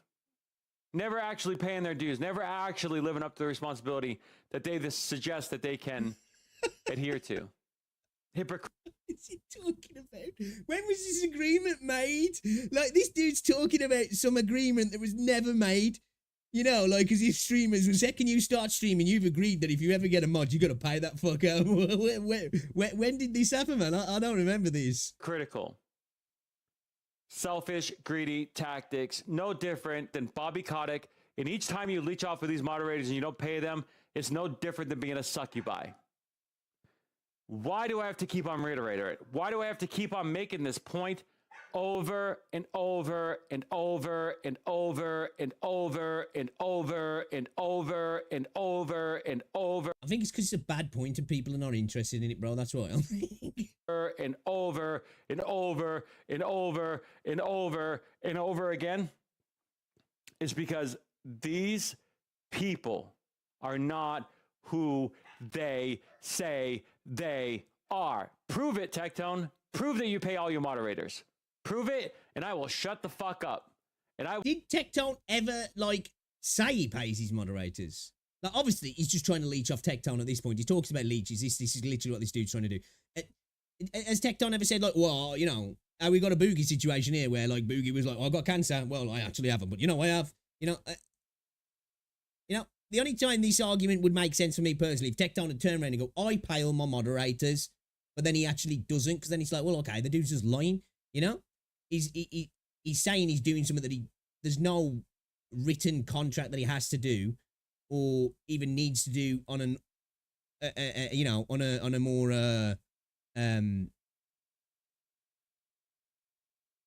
casual kind of way. Brain stopped then. It's just like boom, boom, switched off for a second. I was just like, go. You know, so like, I don't understand.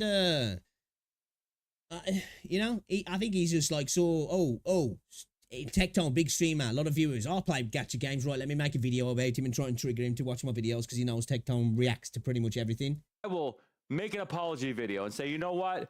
Everybody else may not pay their moderators, but damn well Tectone does.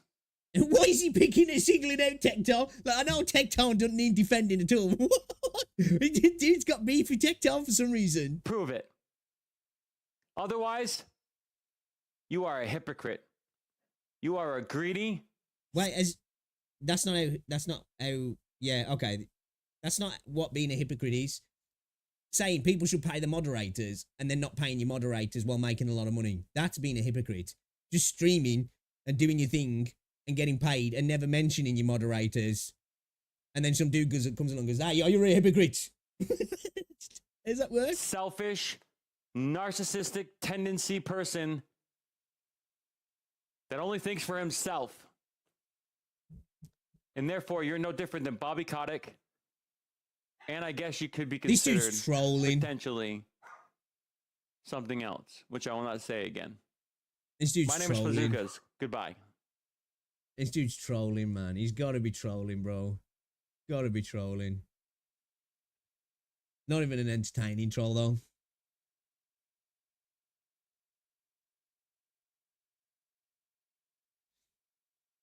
Get this fraud cheapskate mods, run that channel, not Tectone.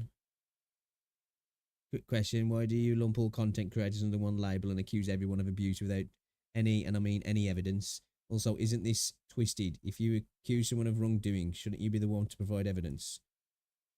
Yeah, I can't be asked to read all that. This guy probably goes to a McDonald's drive-thru to complain about Tectone. Man, this is just sad.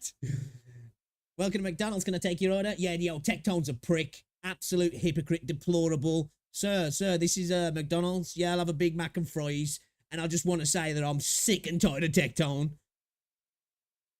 Should moderators be paid during sponsored streams? Apparently not. Apparently not. You know, apparently not. Interesting. Holy shit, bro. I mean, that's in my sub box. Oh my god, dude. I'm a degenerate. Absolutely disgusting.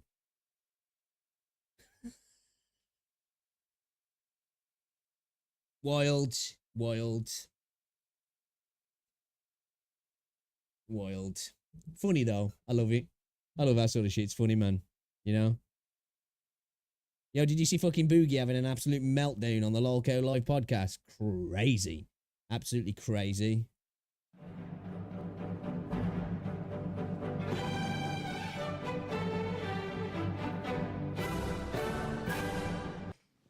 Go fuck yourself.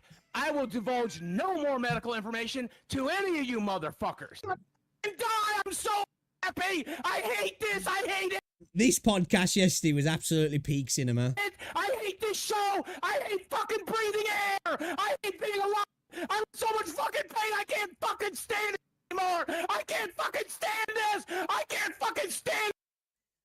Peak. You should check it out. It was fucking hilarious. Hilarious. Boogie has gone from lolcodom to, if that's even a word, to absolute... I don't even know what the word is, if I'm honest. I think he's figured out as well, though, now, that at the moment, people have been really... And he's known this for a long time. Boogie loves to pretend to be totally... well, he's intellectually dishonest. He pretends he doesn't understand how people are responding to his reactions. And he was freaking out in that stream to a point where, like, it was all just fake. He was, you know, he hides behind this idea of, like, he's dissociating. Somebody asked him if he was disassociating, and he's like, yeah. And he's like, well, people who are disassociating tend to not really respond to, are you disassociating? Yeah, I am. Yeah, I am. Yeah. Unbelievable, man. Absolutely unbelievable. Yeah. He did a crypto, advertised a crypto rug pull, pretty much. You know, lied about the cancer. That whole situation was wild. I've been invested in that arc recently. I've been invested in that arc. We might have to watch some stuff on that one of the days, because it's you know, it's been cinema, absolute cinema. As somebody who like watched Wings of Redemption back in the day, like, oh, I mean, I used to watch Wings of Redemption. Like, I'm talking like OG COD days before Wings become like a meme. And he just made World at War videos and stuff. Wings was looking like the sensible, level-headed guy on the podcast, and now this is coming from somebody who I will tune into Wings streams now and again, because I just think Wings is entertaining. He's entertaining because like he like lacks self-awareness sometimes, you know what I mean? But I don't think Wings is a bad person. I just think he says dumb shit sometimes, and he does kind of treat people kind of like shitty, like in his games and stuff. He does. He definitely does. But like Boogie's levels of like, you know, what's the word I'm looking for? Escapades of recent have just made him look like a saint almost. You know what I mean? Yeah, there was like 20,000 plus people in that stream yesterday. Mudaha was in there. Mr. Medico was in there. It was funny, man. It was funny. Dark and sad, because everything about Boogie is dark and sad, but also kind of like weirdly funny at the same time. It was crazy. Crazy.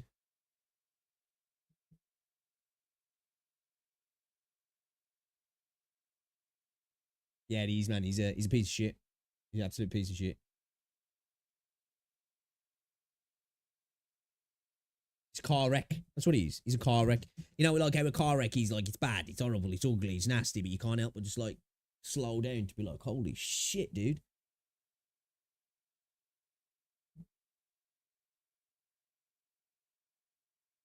Right, we were supposed to be playing some Wuthering Waves today, chat, but we ain't gonna get time to because it's 4:20.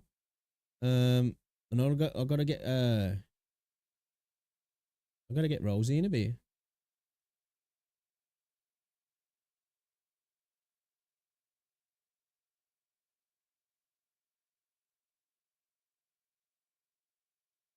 Yeah.